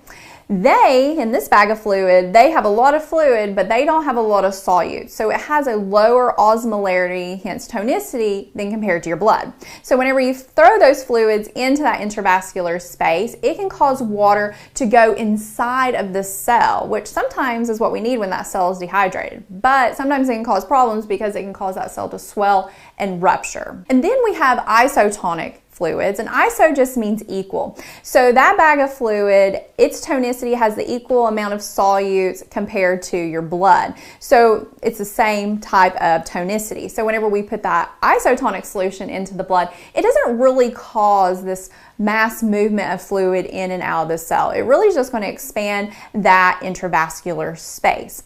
And all of this is happening because of osmosis. Now, some good things about crystalloid solutions that unfortunately colloid solutions did not have is that crystalloid solutions do not cause allergic reactions or coagulation problems. Plus, they are easily accessible. You can typically go in your clean hold and get whatever type of fluid you want based on what the doctor ordered. And they tend to cost less, which is really good for the patient. Next up is hypervolemia. Fluid volume excess is sometimes referred to as fluid volume overload, overhydration, hypervolemia, or water intoxication. So it has a lot of names. And what's happening is that there is just too much fluid in our body, and our body needs just the right amount of fluid in it in order to be able to function. If it has too much or too little, it's going to start to fail, and you're going to start to see these certain signs and symptoms. So with fluid volume overload, where is all this fluid hanging out? Well, whenever the system becomes overloaded, this fluid likes to go into the different fluid compartments we have in our body. So let's quickly review those fluid compartments. So the first fluid compartment we have is called the intracellular compartment, and this is the fluid found inside of the cell. And there's actually a lot of fluid inside the cell. It accounts for 2/3 of our body water. Then we have the extracellular compartment, and this is the fluid outside of the cell and accounts for about 1/3 of our body water. And we can take that extracellular compartment and divide it into other sections. For instance, part of the extracellular compartment is the interstitial compartment, and this is the fluid that is found around those cells, so outside of the cells, in between them. Then we have the intravascular compartment, and this is our blood plasma. As nurses, we access this compartment a lot. Whenever we're starting IVs, we are getting access to this compartment. And many times the reason we're even accessing this intravascular compartment is because we need to give them fluids. And then there's another part of the extracellular compartment known as the transcellular. And this is the smallest part of all the extracellular compartments, and it's the fluid that is found around certain joints and certain organs in our body, like the heart and the lungs. And all of these compartments are really interconnected. They work together because they can shift fluid around as needed to help correct certain problems. And they do this through various processes, with one process being osmosis. And osmosis is highly influenced by the osmolarity, hence the solute concentration of a fluid. And what happens in osmosis is that water is going to move from a fluid that has a low osmolarity, hence a low concentration of solutes, to a fluid that has a higher concentration of solutes, hence a higher osmolarity. So depending on where those solutes are hanging out will depend on where that fluid is going to move. And these are all important concepts that you want to be familiar with to help you understand the different types or causes of fluid volume overload. So there are 3 types of fluid volume overload. We have hypertonic, hypotonic, and isotonic. So first, let's talk about hypertonic fluid volume overload. With this type of overload, there's going to be the movement of water from the intracellular compartment to the extracellular compartment. And this happens due to an increase of osmolarity, hence the solute concentration in the extracellular compartment, which cause fluid, hence our water, to move from that intracellular compartment to the extracellular compartment. So we're going to have an increased amount of water here in this extracellular compartment. Now, when you're trying to think of the causes of this type of overload, think of causes where we're introducing something in the body that has a high concentration of solutes, hence a high osmolarity. And this would happen if the patient ingested too much sodium. Because remember, water loves sodium. And whenever we have a lot of sodium on board in the body, water just flows to it. And whenever it flows to it, we're going to increase our fluid volume. In addition, excessive administration of hypertonic IV solutions can do this as well, because what's happening is that we're administering these high osmolarity fluids, hence they have a high solute concentration to that intravascular space, which is part of the extracellular compartment, and it's going to cause water to be pulled from the intracellular space, the inside of the cell. It's going to shrink it down, but that fluid's got to go somewhere, and it's going to go into the extracellular space, and we're going to overload that compartment. Then another type of overload is called hypotonic fluid volume overload. And this is also sometimes referred to as water intoxication. Therefore, we're increasing body water, but not osmolarity. We're actually going to dilute the solutes. And with this, we're going to have the movement of water from the extracellular space to the intracellular space. So you're going to have an intracellular compartment that's going to become overloaded along with the extracellular compartment. So both compartments. And when you're trying to think of the causes of this, think of causes where free water is just being introduced introduced into the body. One way is through excessive intake of free water orally. And a condition that can cause this is known as primary polydipsia. And this is where the patient has a very strong compulsion to just drink water over and over. So as they introduce all this water into their system, they become water intoxicated. And it will water down the extracellular compartment, hence changing its osmolarity, which is going to, according to osmosis, pull water into the intracellular compartment, which will overload it as well. SIADH can also cause this as well, and this stands for Syndrome of Inappropriate Antidiuretic Hormone. And this is where there's too much antidiuretic hormone being released. And antidiuretic hormone is also referred to as ADH. And whenever we have too much ADH on board, what happens is that we are retaining way too much water in our body, and we're going to have this same concept happen. We're going to have fluid volume overload. We're going to dilute everything really, especially sodium, in that extracellular compartment. And then lastly, we have isotonic fluid volume overload. And this is sometimes referred to as hypervolemia. This is a very common type of overload that we see in patients. And with this, there is no movement of water between those compartments like how we had with the other two, because osmolarity is equal. Remember, iso means equal. So we're not going to have the shifting of this fluid, but we're going to have the overload of the extracellular compartment, because we can have problems with major organs in our body that normally help us regulate our fluid volume. For instance, if we have heart failure or kidney failure, it can lead to this type of overload. Or if we administer too much isotonic IV solutions to the patient, we can overload the cellular compartment. In addition, overusage of corticosteroids can lead to this, because corticosteroids cause our body to retain sodium and water. Now let's talk about the signs and symptoms of fluid volume overload. So to help you truly understand what you're going to be seeing in your patient, you need to think about, what is going on with my patient? Well, we've already established that the patient is overloaded with fluid in their body fluid compartments, and they are just oversaturated with fluid from head to toe. So signs and symptoms are going to be based on how they're affecting that certain body system.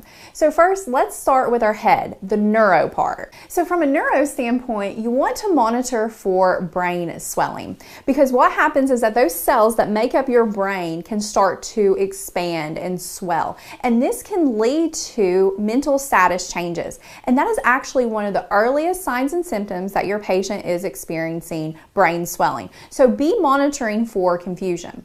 In addition, what can happen is that your patient can experience a headache or pressure in the head from that fluid overload. Now let's move down to the cardiovascular system. So this system has a lot of fluid in it, and it can become overwhelmed quite easily. And how I like to think of this system being affected is the same concept with a water hose. So your water hose is like your vessels in your body, and if we have a lot of water connected to that water hose, there's going to be a lot of pressure in it. And almost the same is true for your body. If you have a lot of fluid in that system, you're going to have a very strong bounding pulse whenever you go to feel the patient's pulses, because we have a lot of fluid in there.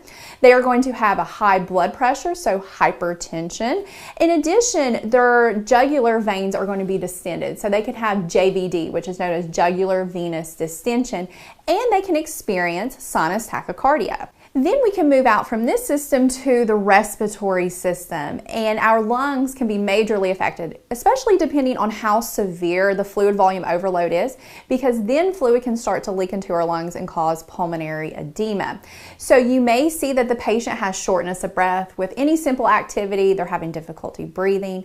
You could also hear crackles in their lungs whenever you listen to them. And here's an example of what crackles may sound like.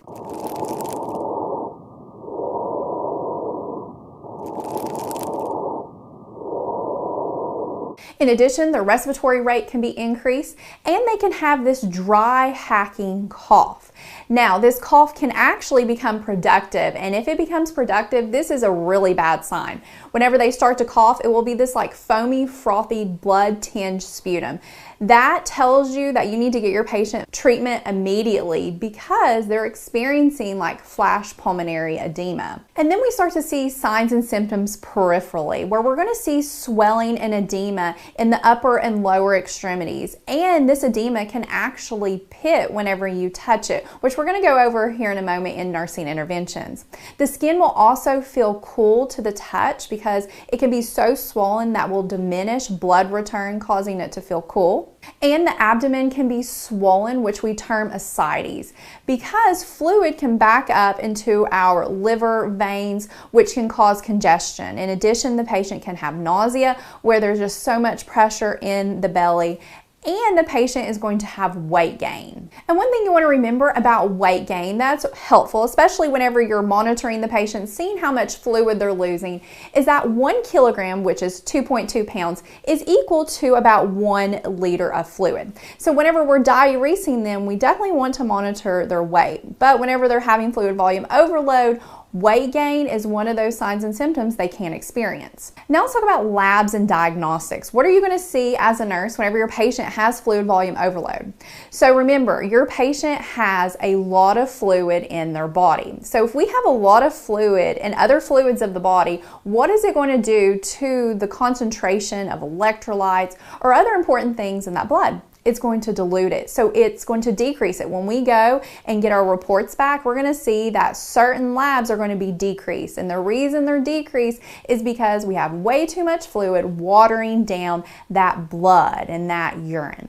So remember, everything is going to be diluted, which starts with a D, and everything is going to be decreased. So when we look at the patient's hemoglobin and hematocrit, it will be decreased. When we check the patient's sodium level, it will be decreased. It can be less than 135 milliequivalents per liter. In addition, their BUN, along with a decreased serum osmolality, and this is the concentration of substances in the blood. So because we have so much fluid in there, it's going to be diluted. And when we check the urine, there's going to be a decreased urine-specific gravity and osmolality test. And these look and measure the solute concentration in the urine. The urine-specific gravity actually looks at the number and size of them, and the osmolality looks at the number of them, the electrolytes. So again, it's diluted and it's going to be low. Now, if the patient has a really severe case of fluid volume overload, we can look at a chest x-ray and we could see pulmonary edema where there's fluid in those lungs. Now let's talk about nursing interventions.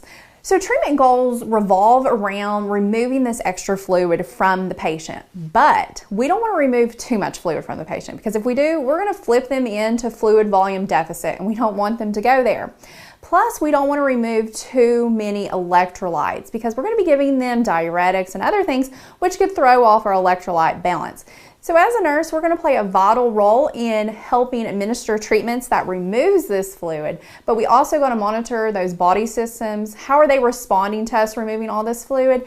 And make sure that their electrolytes are staying balanced. So what we're going to do is we're going to drain the water. So remember the word drain to help you remember all those nursing interventions for this patient. D is for diuretics. So diuretics are medications we can administer to the patient, and what happens is it causes them to urinate a lot. And what they're going to do is they're going to urinate this extra fluid out. And there's a wide variety of diuretics that can be used. You can use loop diuretics, osmotics, or thiazides. It really depends on the type of overload the patient is experiencing, their renal function, and the severity. R is for restrict fluids and sodium. So we don't want to be giving this patient all these fluids because it's literally going to counteract what we're trying to do for the patient.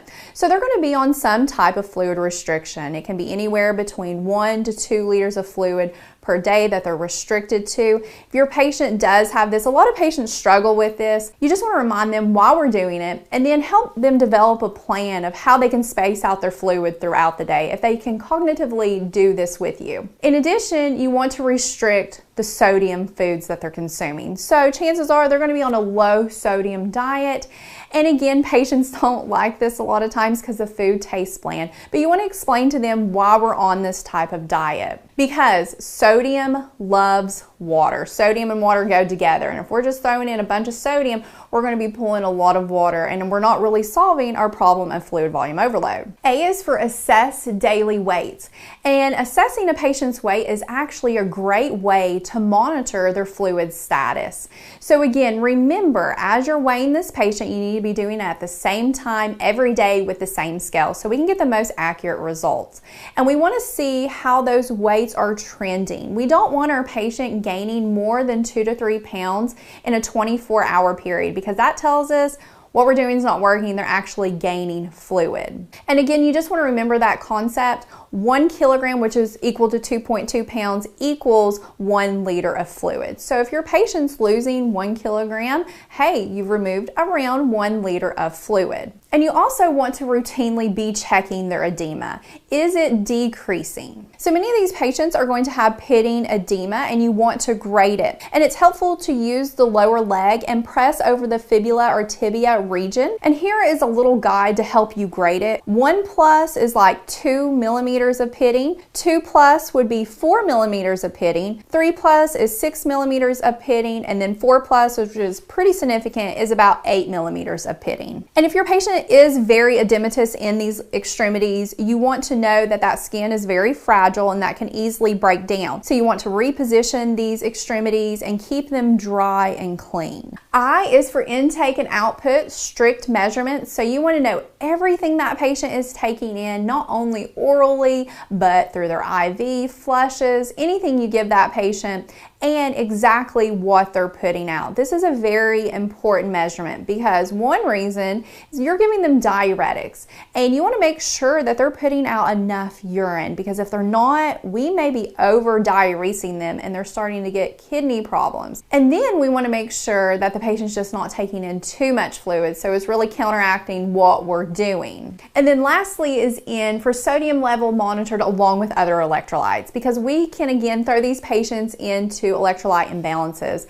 Our sodium could be naturally diluted because of the fluid volume overload, and we want to make sure it doesn't get too severe where they're going into hyponatremia. Plus, we're going to be giving them diuretics, for instance, like loop diuretics, and these like to waste potassium. So we want to make sure that they're not experiencing hypokalemia. Now let's look at hypovolemia. Fluid volume deficit occurs in the body because there's not enough fluid in it to support its needs and functions. Now you may also hear fluid volume deficit referred to as hypovolemia or dehydration. And dehydration can occur for many different reasons, with one reason being that there's a loss of water or electrolytes in the body. And we're specifically talking about the electrolyte sodium.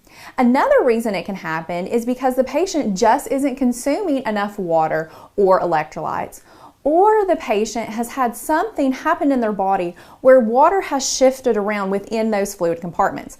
For instance, water has moved from the intravascular compartment to the interstitial compartment, which is referred to as third spacing. So fluid volume deficit results in a deficit of fluid within our fluid compartments. And some fluid compartments can be more affected than others. And this really depends on the type of dehydration that we're talking about. So let's quickly review those fluid compartments. So we have two fluid compartments. We have intracellular and extracellular. Intracellular is the inside of the cell. Extracellular is the outside of the cell. And it can be subdivided into 3 other compartments. We have the interstitial compartment, which is the fluid that surrounds the cell, found in between the cell. Then we have the intravascular compartment, and this is the fluid inside of our vessels. We also refer to this as the plasma. And then we have the transcellular compartment. And this is the smallest compartment of them all. And this is the fluid that is found within certain organs and joints, like your heart and your lungs, and etc. And fluid within these compartments can actually be shifted around through a process known as osmosis. And this process is highly affected by the osmolarity of specifically that extracellular fluid. So let's quickly review the different types of movements we can have based on osmolarity. So if we have a hypertonic environment in that extracellular fluid, so we have a high amount of solute concentration, what that's going to do is it's going to pull fluid from the inside of that cell to the outside of the cell, where the cell is going to shrink and become really dehydrated. Then we can have a hypotonic environment where the extracellular fluid is really diluted, so it has a low osmolarity, a low amount of solutes in it. And what's going to happen is that water is going to move from that extracellular compartment to the intracellular compartment inside that cell and cause that cell to get really big and swell, and eventually it could rupture. Then we can have an isotonic environment, and this is where there's an equal amount of solutes on the inside of the cell and the outside of the cell, so we have equal osmolarity. So there's no drastic shifting of water from intracellular to extracellular or extracellular to intracellular. It really just stays the same. So with all those concepts in your mind, let's now take a closer look at the causes of fluid volume deficit and the different types of dehydration. So the first type of dehydration is known as hypertonic. And this is where there's mainly a loss of water rather than electrolytes, hence our solutes, which we're mainly talking about sodium. This is also sometimes referred to as hypernatremia, which means we have a high amount of sodium in the blood. So when we're talking about hypertonic dehydration, we're talking about things causing the extracellular compartment, hence really our intravascular system, to become extremely concentrated with solutes, specifically sodium, and we're going to have less fluid in there. And that's what really hypertonic means. It means that our extracellular fluid has a high osmolarity and again is really highly concentrated of these solutes. So the result of this in these conditions is that water is going to move from the intracellular compartment to the extracellular compartment, and our cell is going to shrink and become dehydrated. So when we're thinking of causes of this type of dehydration, let's think of causes that makes our blood more concentrated, which would be like losing a lot of water. And this is happening in cases of severe diarrhea or vomiting, or with diabetes insipidus. And this is where the patient is passing a high volume of urine due to a low ADH level, which is antidiuretic hormone. And when the patient has this, it's literally just ridding their body of all of this fluid through the urine. So we're not going to have a lot left in our blood, hence we'll have a lot more solutes or sodium. And then another cause is that the patient is just not taking in enough water. And this can happen for many reasons. Maybe they don't have access to water, or they're experiencing impaired thirst where they're not able to really recognize that they need to take in water, so they easily become dehydrated. And treatment for this type of dehydration is usually to rehydrate that cell. And we can do that by administering hypotonic fluids, because hypotonic fluids change the tonicity or the osmolarity of our extracellular fluid by adding more free water to it, which is hence going to, in a sense, water down that high solute concentration, and it's going to allow osmosis to pull water into that dehydrated cell and rehydrate it. Then we have hypotonic dehydration, and this occurs when there's mainly a loss of electrolytes, hence our sodium, rather than water. So it's the opposite of hypertonic dehydration. And this is sometimes referred to as hyponatremia, so a low sodium level in the blood. And hypotonic means that extracellular fluid has a low osmolarity. So there's this low concentration of solutes, particularly again sodium, in that fluid. And because of these conditions in this fluid, it's going to result in water moving from the extracellular compartment to the intracellular compartment. And the cell is going to swell and possibly rupture. And the problem with this type of dehydration is that it can quickly deplete the intravascular compartment, our plasma, which can result in a low cardiac output. And when you're trying to think of the causes of this type of dehydration, think of causes that lead the body to lose electrolytes or conditions that dilute solutes. And some things that can do this is administering too much of certain diuretics, specifically like thiazides, because thiazides waste too much sodium, or too much free water replacement, because this lowers the amount of solutes, like, with hypotonic solutions. So we have a loss of solute concentration. And starvation or malnourishment can do this because the person is not consuming enough electrolytes. And treatment for this type of dehydration could include administering hypertonic solutions, because these solutions will go in there and help remove the fluid from those swollen cells, because what it will do is it will change the osmolarity of the extracellular fluid, which is going to, through osmosis, draw water out of that swollen cell and put it back into the extracellular compartment. And then lastly, we have isotonic dehydration, and this is where we've had an equal loss of water and electrolytes. And remember, iso means equal. And with this, there's no drastic shifting of water between those fluid compartments. And this is actually the most common type of dehydration we see. And the big problems that arise from this type of dehydration is that intravascular loss can happen, and we're going to lose the ability to pump fluid throughout the body. And this could quickly lead to hypovolemic shock. Causes for this type of dehydration include overusage of diuretics, third spacing of fluids where water shifts from that intravascular space to the interstitial space. The patient has experienced some type of trauma, like they're bleeding out, losing all that fresh, nice blood in the body, or they're experiencing vomiting, diarrhea, or excessive sweating. Now let's talk about the signs and symptoms you're going to see in a patient who has fluid volume deficit. So we know the patient is going to be dehydrated. So D is for dry mucous membranes. When you look at their mucous membranes, they're going to be sticky and very dry and uncomfortable to the patient if they can communicate that to you. E is for early sign. With this, an early sign of dehydration is that they have an increased heart rate. And when you go to feel that pulse, it can feel very weak. H is for hypotension, so a low blood pressure. And the reason they're having this is because they don't have a lot of fluid, blood volume to pump throughout that system. So when we go to measure that blood pressure, it's going to be low. And this can present as orthostatic hypotension. And this is a form of hypotension that occurs when the patient goes from a supine or sitting position to a standing position. And this can happen up to 3 to 5 minutes after that person changes the position. So to have this, the patient's systolic blood pressure, that top number, is going to decrease at least 20 millimeters of mercury, or their diastolic blood pressure number, that bottom number, is going to decrease at least 10 millimeters of mercury. And these decreases are from their baseline blood pressure. So as a nurse, you want to make sure that you get a baseline and you measure these blood pressures at these different positions. Y is for young babies. Whenever they're dehydrated, how you can tell, especially in severe cases, is that they're going to have sunken fontanelles. And these are like those soft spots on the young infant's head that they have because it helps facilitate vaginal birth delivery, because those skull plates haven't fully fused together.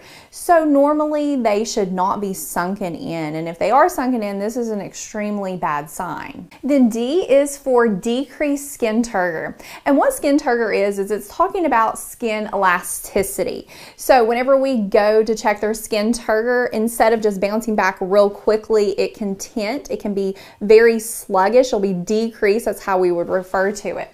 Now, there's a certain patient population you can't really use this as a great indicator of dehydration, and that's the older adults, the geriatric population. Because as we get older, so does our skin elasticity. It's naturally going to decrease in itself. So we want to check other signs and symptoms in those patients. And then we have R, for refill to the capillaries is going to be sluggish. So in severe cases of dehydration, when we go to check that capillary refill, it's going to be sluggish. It can be greater than 3 seconds. Also, attitude changes can occur where the patient becomes extremely restless, lethargic, confused, and it could progress to seizures. So if you start to see mental status changes in a patient with dehydration, this indicates you're dealing with a very severe case of dehydration, because now it's affecting our neurostatus, which we really don't want it to get to that point. And then another sign is thirst. So the patient could just be extremely thirsty. That's trying to replace those fluids that they have lost or those electrolytes. Now, not all patients are going to have this. For example, geriatric patients. As we get older, so does our thirst response. So we're not as responsive to that sensation of thirst. Also, young patients may not even be able to communicate thirst to you, so you definitely don't want to use that as a specific sign for those patients. Experience weight loss is another sign and symptom, and actually measuring a patient's weight is a good way to tell us about their fluid status. So we definitely want to make sure we're weighing our patients. So you want to remember that 1 kilogram, about 2.2 pounds, is equal to about 1 liter of fluid, give or take. So as you're weighing your patient, look at the trending of those weights. If they're experiencing dehydration, are they losing weight? Have they lost 1 kilogram, that could mean that they've lost 1 liter of fluid.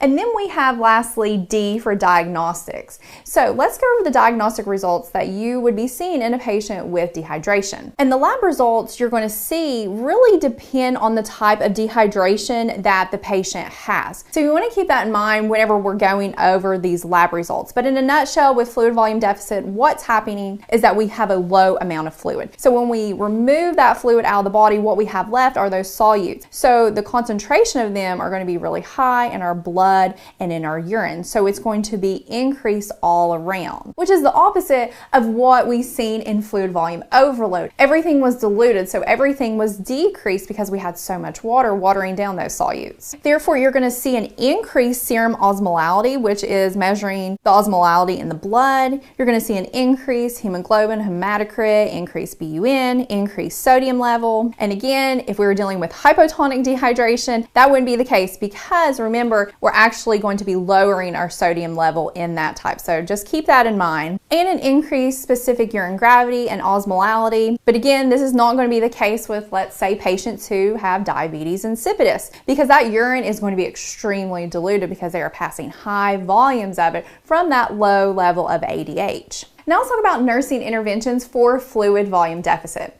So the goal is that we want to replace that water and electrolytes that have been lost. And treatment's going to revolve around finding the cause and treating the cause. So let's say the patient is bleeding out somewhere. Well, we want to find why they're bleeding, stop that bleeding, and transfuse them some blood. Or let's say the patient has just been taking too many diuretics, they have urinated all their fluid out. What we want to do is stop those diuretics and infuse some more fluid with electrolytes added to it to help correct that imbalance. So as a nurse, what we can do to help with this whole treatment of correcting fluid volume deficit is that we can provide daily weights. So we want to weigh the patient at the same time every day with the same scale. And we're looking at those weights. Are they trending up? Are they trending down? Now, a fluid volume deficit, we want to make sure that our patient isn't losing weight because that's one of those signs and symptoms. So we're going to be looking at that weight, making sure it's going up. We also want to make sure that we are strictly measuring their intake and output. So everything that they're taking in, this includes IV fluids, IV flushes, anything that they take in orally, or their tube feedings, irrigations, and so forth.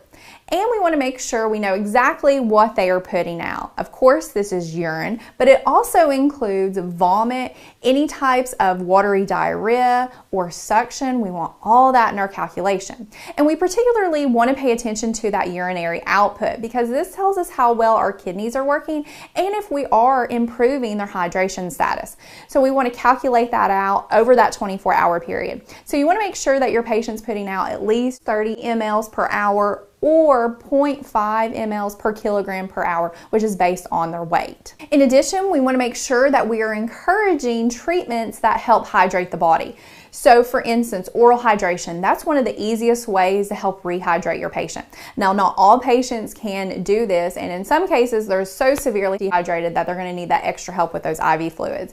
But we want to make sure that our patient has access to these fluids and that they're consuming healthy fluids to promote healthy hydration, avoiding like teas and coffees. And we're going to play a role with administering IV fluids per the doctor's orders. So typically isotonic fluids are used, but in different types of dehydration, for example, hypotonic dehydration, we may want to administer hypertonic fluids. And then in hypertonic dehydration, hypotonic fluids may be used. So it really depends on the type of dehydration your patient has on what fluids we're going to use. And then also we want to make sure that we're looking at those electrolyte reports and checking the sodiums, the potassiums, and all those levels to make sure that they're within normal range. Now let's look at hypovolemic shock. Hypovolemic shock occurs when there is low fluid volume in the blood, hence where the name hypovolemic comes from. Hypo means low, vol means volume, and emic means blood. So we have low blood volume. And we're specifically talking about the blood volume in the intravascular space. And this space contains the volume of blood in a person's circulatory system. So if we deplete that volume of blood in a person's circulatory system, what does that leave that heart to pump throughout the body? Not very much. So what will happen, the amount of blood that this heart pumps per minute is going to decrease. And we're talking about cardiac output. So if we decrease cardiac output, the amount of blood that is going to the cells, tissues, and organs is going to dramatically decrease too. So those cells are going to be deprived of oxygen. And when we do that, cells start to die. And then we start seeing signs and symptoms of shock. Now, a person needs to lose about 15% or more of their volume for signs and symptoms of shock to occur. Now, in the average human adult, they have about 5 liters of blood. So if a person loses 1 liter of that 5 liters, they've lost 20% of their volume. So whenever they lose that much, they're going to start showing signs and symptoms of shock. Now let's talk about the causes of hypovolemic shock. So what can lead to a loss of fluid in the intravascular system? Well, any conditions that really cause fluid to leave the body externally, like there's some type of major injury, so that person is just outwardly bleeding, or there is some type of inside shift of fluid leaving that intravascular space. So let's talk about the 2 types of hypovolemic shock. First type is called relative hypovolemic shock. And this is where you have an inside fluid shift from that intravascular system. And this tends to be a little bit more concealed than the absolute type, which we're going to talk about next. You're not going to see just bright red blood leaving the body like how you could in absolute, and you know that that patient's losing fluid. This can be a little bit more concealed. So this is where fluids or blood is collecting or leaking inside the body. And this can occur with internal bleeding or where you have third spacing of fluid, like with severe burns. And this occurs due to increased capillary permeability. And we talked in depth about this in our burns video. In addition, long bone fractures, they're very vascular, can cause a lot of fluid loss. In addition, damage to organs like in acute pancreatitis. You can see this when a patient develops colon or Turner sign. And colon sign is where you have severe bruising around the belly button, and Turner sign is where you have severe bruising on the flanks. And that can indicate that the patient is having internal hemorrhage, and that occurs with acute pancreatitis. And another thing is like massive vasodilation that occurs in sepsis. The next type is absolute hypovolemic shock, and this is where you have an outside fluid shift from the intravascular system, and this is more noticeable compared to the relative type. And this is where fluid is leaving the body externally. You can see it. And this can occur with massive bleeding that's been experienced due to blood loss with surgery or some type of injury, excessive fluid loss, and this can be through the oral route with vomiting, or the GU route, urination or GI, diarrhea, or sweating with your skin. And many times whenever that occurs, it's being caused by some type of disease process. The patient's really sick, so they're just throwing up a lot, or some type of endocrine disorder. Now let's talk about the pathophysiology of hypovolemic shock and tie in the signs and symptoms associated with this condition.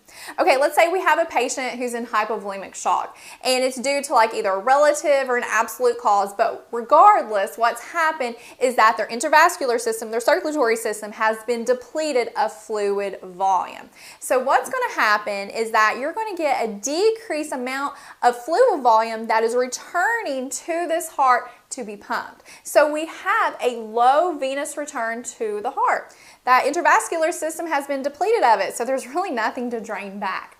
Now, whenever that happens, it's going to affect cardiac preload. Now, what is preload?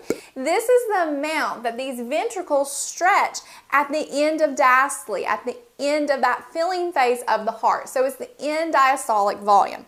Well, if we don't have a lot of fluid volume draining back to that heart, those ventricles really aren't going to stretch. They don't have to stretch because the fluid volume just isn't there. Now, cardiac preload is a determining factor in stroke volume. And stroke volume is the amount of blood that this ventricle pumps with each beat, which should be anywhere between 50 to 100 mLs. Well, when our stroke volume falls, it decreases cardiac output, because remember, cardiac output is heart rate times stroke volume. And cardiac output is the amount that this heart pumps per minute. And it should be anywhere between 8 to 4 liters. But if we have a decrease in stroke volume, that's going to decrease our cardiac output. Now, when we get a decreased cardiac output, this is going to decrease the amount of blood that's flowing to our organs and our tissues, specifically to those cells. So we're going to get decreased tissue perfusion. And what's that magical substance in the blood that cells love? Oxygen. So when you decrease the amount of oxygen that is flowing to these cells, they're going to start struggling. They attempt to try to save themselves at first by switching the way they metabolize from aerobic to anaerobic. But the problem with that is that you're going to get the buildup of lactic acid, which is going to throw off our pH of our blood, entering into acidotic conditions. And then the body's going to try to compensate, and it's going to activate the sympathetic nervous system and the angiotensin, the renin system. It's going to be shunting blood, all in an attempt to help save the body, save those organs. Now, the signs and symptoms of hypovolemic shock are affected by the percentage of fluid volume loss that patient has experienced. So hypovolemic shock can be divided into 4 classes or 4 stages. And to help you remember those stages / classes, remember the criteria numbers for each percentage loss. So the numbers you want to remember are 15, that's class 1, 15 to 30, that's class 2, 30 to 40, that's class 3, and then the last stage is 40%. Okay, so class 1. This is where the patient has lost less than 15% of their fluid volume, and that's about up to 750 mLs in an adult. Now, during this class / stage, the body can deal with this. It can compensate enough to maintain cardiac output. Now, because of that, your patient's really going to be asymptomatic with a fluid volume loss of less than this. Because remember, at the beginning of the lecture, I said that patients who have 15% or more are going to start showing those signs and symptoms of hypovolemic shock, because the body really can't compensate for that, and it has to turn on its sympathetic nervous system and all of that. So in this class / stage, how do you expect our heart rate to be? It's going to be less than 100. They're not going to have tachycardia. So it's going to be within normal limits, maybe a little bit on the high end, maybe 80s or 90s. Blood pressure, it's going to be within normal limits. Our body is maintaining our cardiac output. Respirations, within normal limits. We're not having any issues with decreased oxygen just yet, because our body can deal with this blood loss. Mental status, they're probably going to be normal. They may be a little anxious, but nothing major. Their skin is going to be warm to the touch. Their capillary refill is going to be less than 2 seconds whenever we check that. And their urinary output is going to be greater than 30 cc's an hour. So kidneys are doing great. That's where we want them. Next, we have class 2, and this is where we've lost 15 to 30% of fluid volume. So anywhere between 750 to 1500 mLs in an adult. So with this, because we've lost more fluid volume than compared to here, our cardiac output is decreased. The body cannot maintain its own cardiac output with this amount of fluid volume loss, so it has to activate that sympathetic nervous system. The body's receptors in the body sense, hey, we can't do this, so those baroreceptors activate it. And that's in turn going to activate our renin angiotensin system. You're going to get shunting of blood away from non-vital organs. So in a nutshell, what you're going to have is vasoconstriction from those catecholamines, from angiotensin 2. And this is going to constrict vessels, and this is going to increase venous return to the heart, which is going to increase our cardiac preload, stroke volume, cardiac output, and increase our blood pressure. So we're going to be maintaining tissue perfusion, making our cells happy, giving them oxygen. Also, we're going to be increasing blood volume through some hormones under the influence of angiotensin II.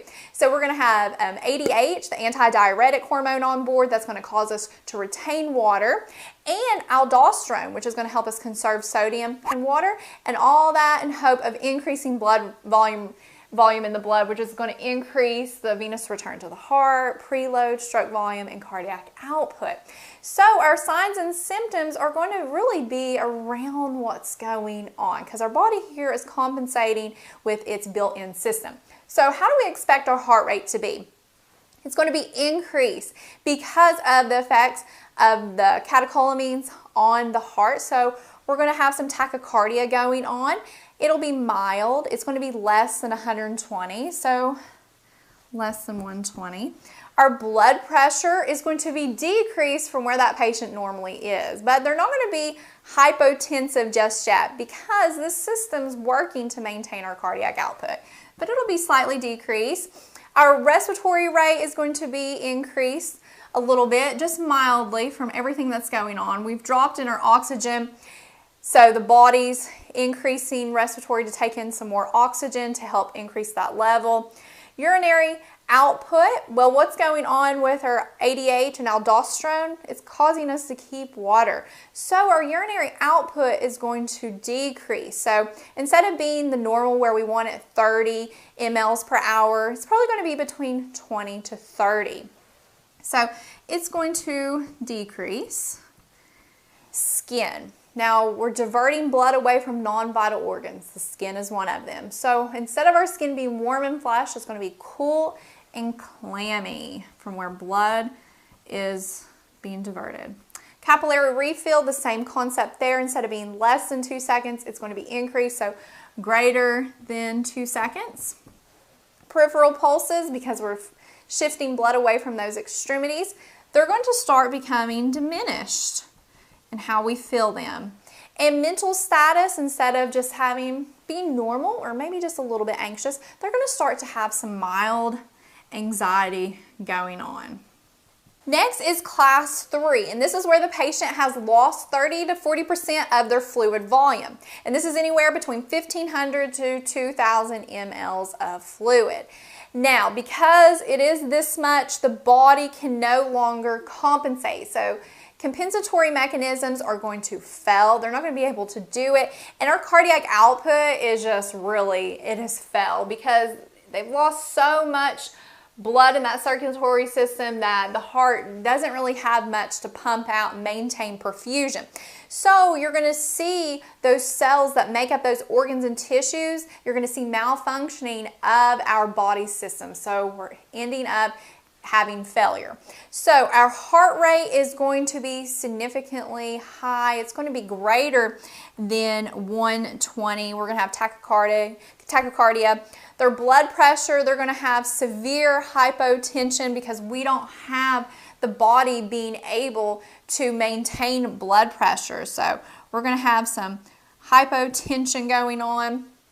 Respiratory rate is going to be majorly increased. They're hitting respiratory failure territory, so they need mechanical ventilation, intubation possibly to help assist them. Urinary output is going to be low, oliguria, so it's definitely going to be less than 30 cc's an hour. We're getting in the renal failure territory where BUN, creatinine is going to be increased. You're going to start seeing buildup of waste in the blood. Liver is going to be failing to help rid us of those toxins. In addition, perfusion to the brain, because our blood pressure is just so low, mean arterial pressure is going to drop, and so brain isn't going to be able to be perfused. So you're going to start seeing some major mental status changes. Here you're going to see confusion, agitation, until it progresses to the next stage where they'll be actually lifeless and a coma. Their skin is going to be cool, clammy, but even take it a step further, it can be mottled.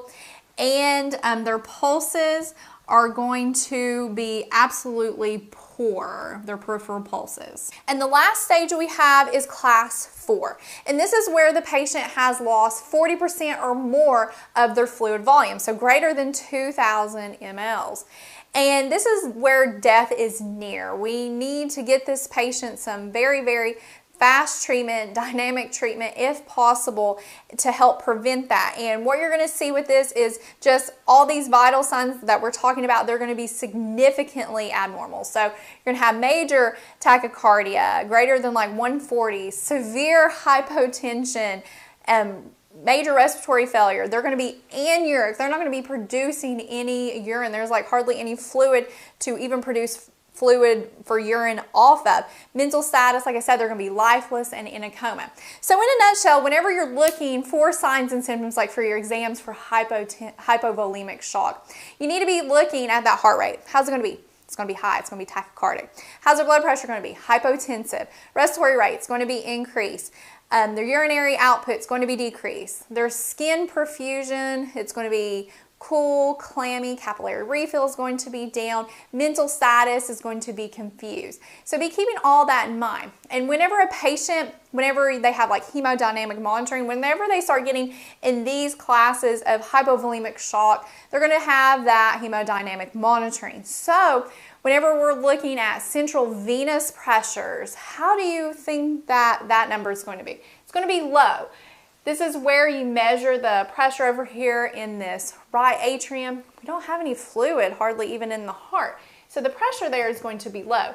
And if you looked at a pulmonary capillary wedge pressure over here, which looks at the filling pressure in the left atrium, it's going to be low as well because we're depleted of our fluid volume. So remember those two numbers. And it's different whenever we talked about cardiogenic shock. Remember, I talked about the CVP being high, that central venous pressure, and that pulmonary capillary wedge pressure being high. Because cardiogenic shock, we don't have a loss of fluid volume. Our heart's just weak, and that fluid volume, the pressure of it is actually increasing. We'll have fluid volume overload. So those numbers would be high in cardiogenic shock. Now let's talk about nursing interventions for hypovolemic shock. Okay, what are some treatment goals first? Because that really dictates where we're going with our nursing interventions.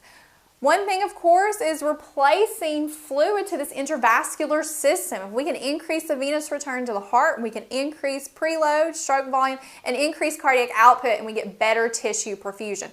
So fluids ordered by the physician are really going to help this patient. And as a nurse, we will be giving those fluids and monitoring them. And it can vary. It depends on what class or stage of hypovolemic shock that patient is in. And you can use various fluids like crystalloids, colloids, blood products. And we'll be talking about all those here in a moment.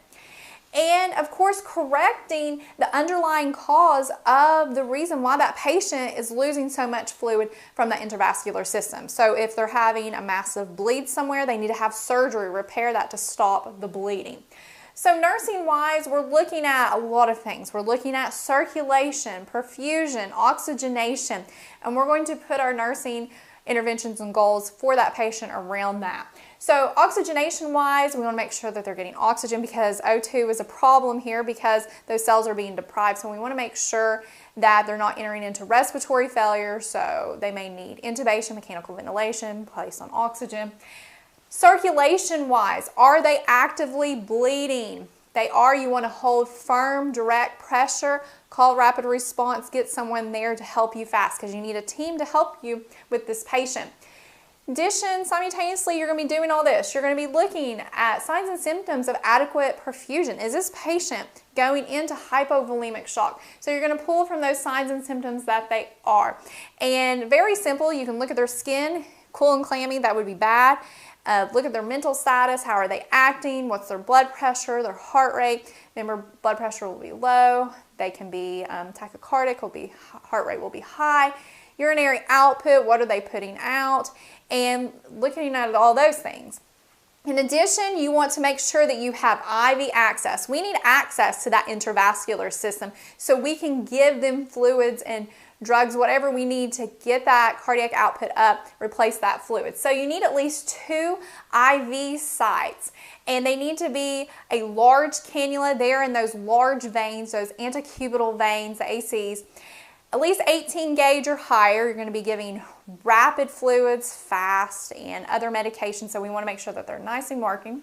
In addition, they may need a Foley catheter so you can monitor that urinary output precisely, collect that instead of depending on the patient to use the bathroom, which they're probably going to be so sick they can't do that, and we want to be able to collect that. And many patients who have severe hypovolemic shock, they're not responding to the fluids. We're going to have central lines, hemodynamic monitoring, which will help us monitor the cardiac output and how well we're replacing those fluids. And we can look at some numbers. So whenever you have a patient in hypovolemic shock, severe hypovolemic shock, how again is that central venous pressure going to be? It's going to be low. How's that pulmonary capillary wedge pressure going to be? It's going to be low. But we're giving them fluids. So one thing, whenever you give fluids, you have to make sure you're not giving them too much, where we're going to actually flip them into cardiac fluid overload. So if we were giving them too much fluid, how would those numbers start presenting? Central venous pressure can start becoming elevated. The pulmonary capillary wedge pressure can start becoming elevated as well, because putting too much fluid in the heart, it's too much, so it's increasing the pressure over here, or right atrium, so CVP pressure, and the filling pressure in the left atrium for pulmonary capillary wedge pressure. So you want to look at those things. Now, position-wise, what's a good position for these patients? We want a position that's going to increase cardiac output, venous return to the heart. So one position is modified Trendelenburg. This is where the patient is supine with their feet/legs elevated at that 45 degrees. Doing that is going to increase venous return and help us increase cardiac output a bit. Lab-wise, we have to monitor what's going on with the patient, so physicians will be ordering this, and we'll want to be either collecting that, looking at those labs coming out. Hemoglobin, hematocrit, looking, does this patient need blood products? Depends on protocols, but usually less than 8 to 7 for hemoglobin. They'll need some blood transfusions. ABGs, arterial blood gases. Remember, these patients can go into acidotic conditions. We want to be looking at that. Looking at lactate levels, because our cells are switching from aerobic to anaerobic. We're going to get the buildup of lactic acid. Livers may not be working, building up more toxins, or kidneys. Looking at electrolytes, CBCs, looking at BUN, creatinine, telling us our renal function. Now let's talk about our fluid types used for the treatment of hypovolemic shock. Okay, first thing we're going to talk about are crystalloids and colloid solutions.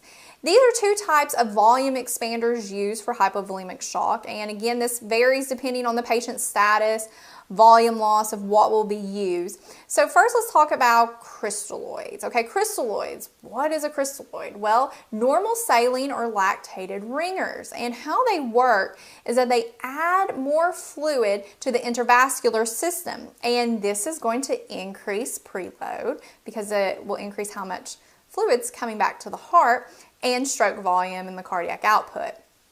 So with this, you have to watch for fluid volume overload, like I was talking about earlier. And you can look for many things just simply listening to their lungs. You hear fluid in the lungs with crackles. They having difficulty breathing? Are they having elevated CVP pressures or pulmonary wedge capillary pressures? Or just looking for edema in legs, or do they have jugular venous distension? Things like that can point to that they're retaining too much of the fluid.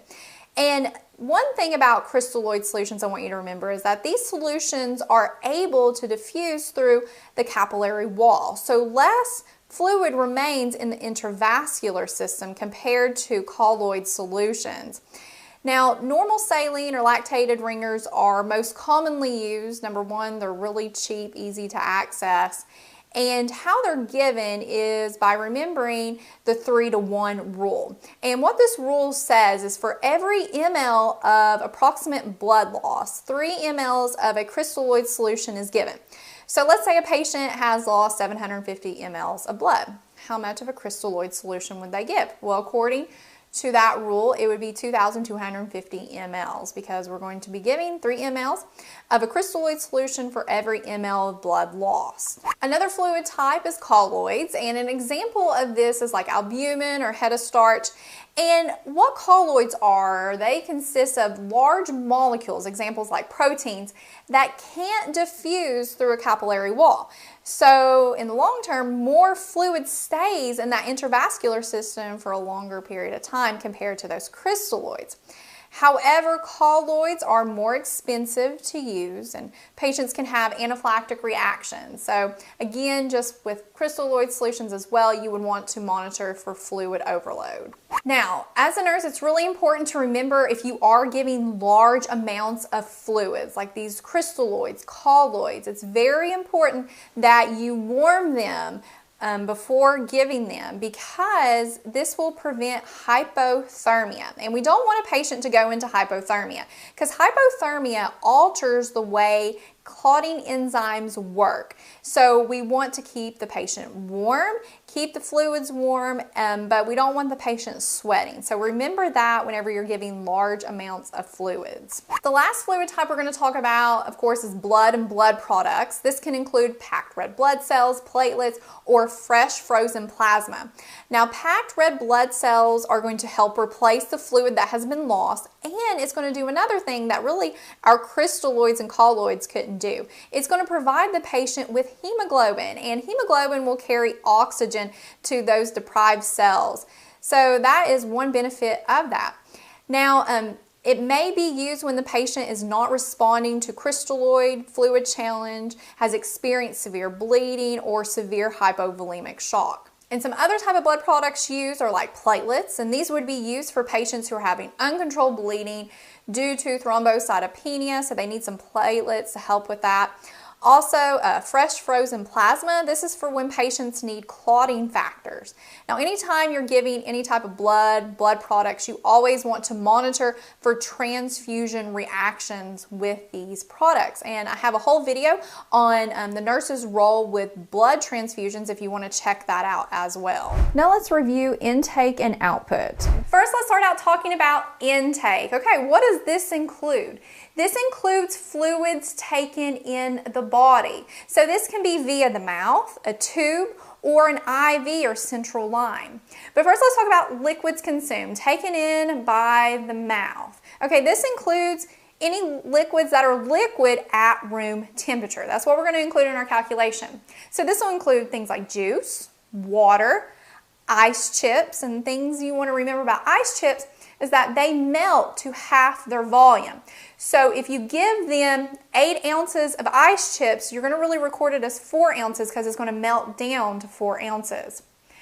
Any drinks like tea, coffee, soda you will include, gelatin desserts like Jell-O, milk, broths, ice cream, frozen treats like popsicles, sorbet, and nutrition supplements like Ensure or Boost. Now, what about pudding? Do you include that in the calculation or not?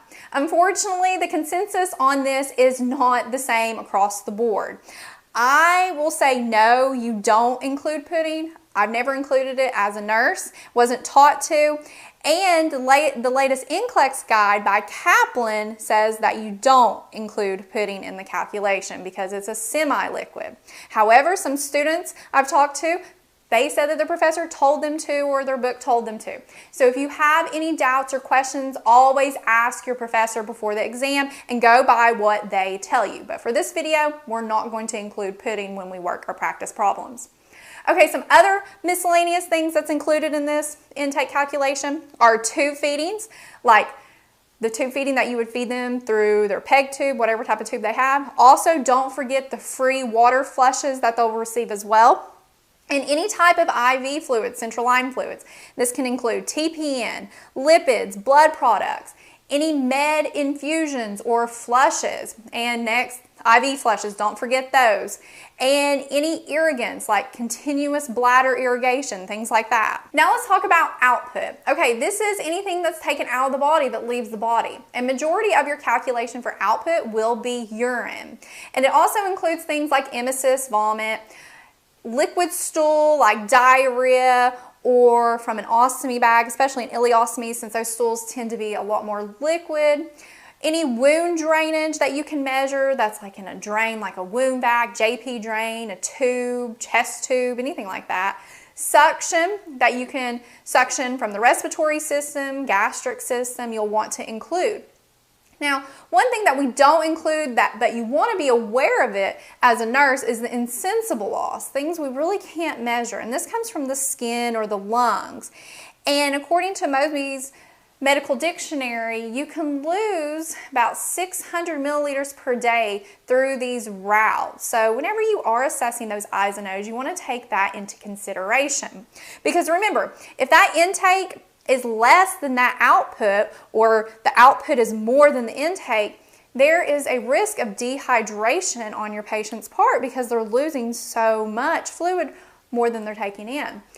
Compared to if the intake was more than the output, or another way of saying it, the output's less than the intake, they're retaining fluid. They're at risk for fluid overload because they're just ingesting or receiving all this fluid, but they're not really urinating it out, so they're at risk for retaining it. Now let's solve a problem. Okay, this particular problem wants to know what's the patient's total intake during your 12-hour shift.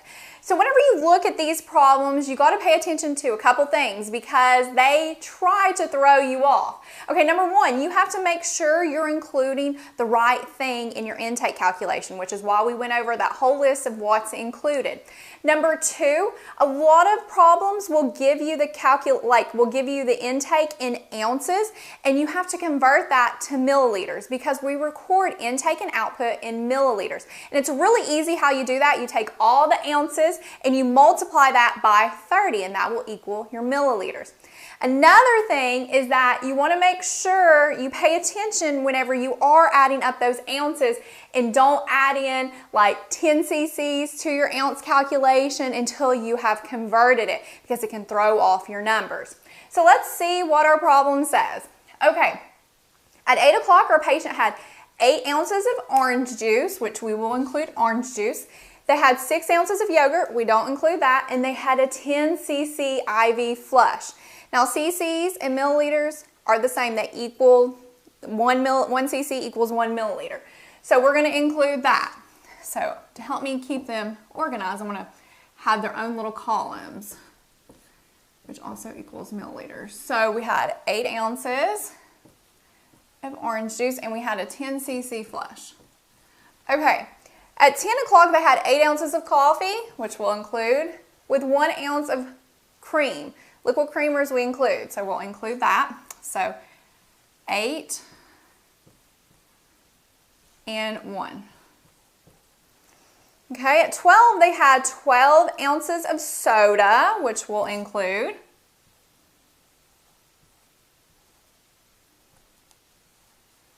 They had 2 12-ounce popsicles. Don't let that mess you up.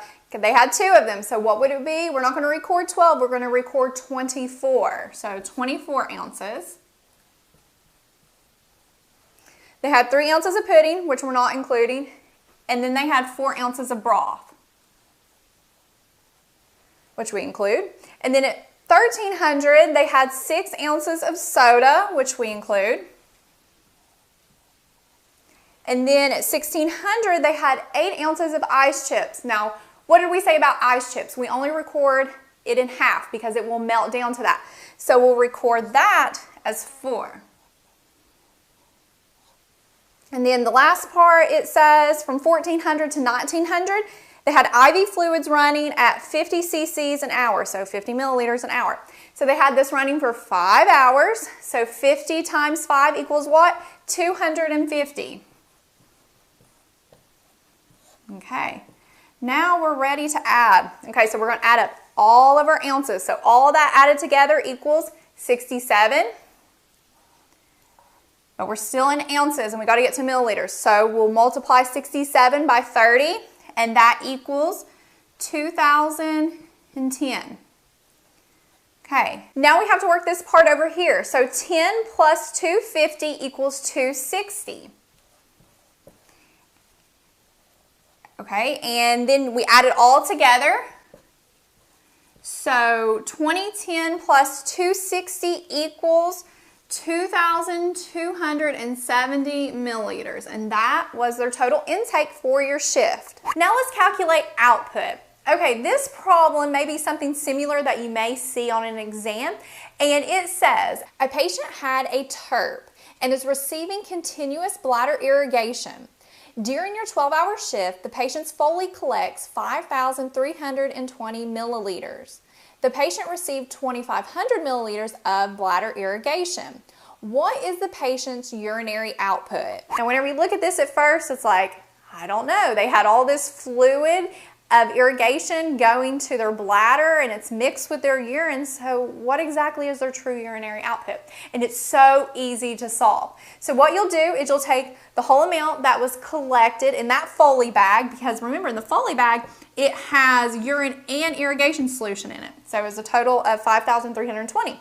And then you're going to subtract how much of bladder irrigation was instilled in that bladder.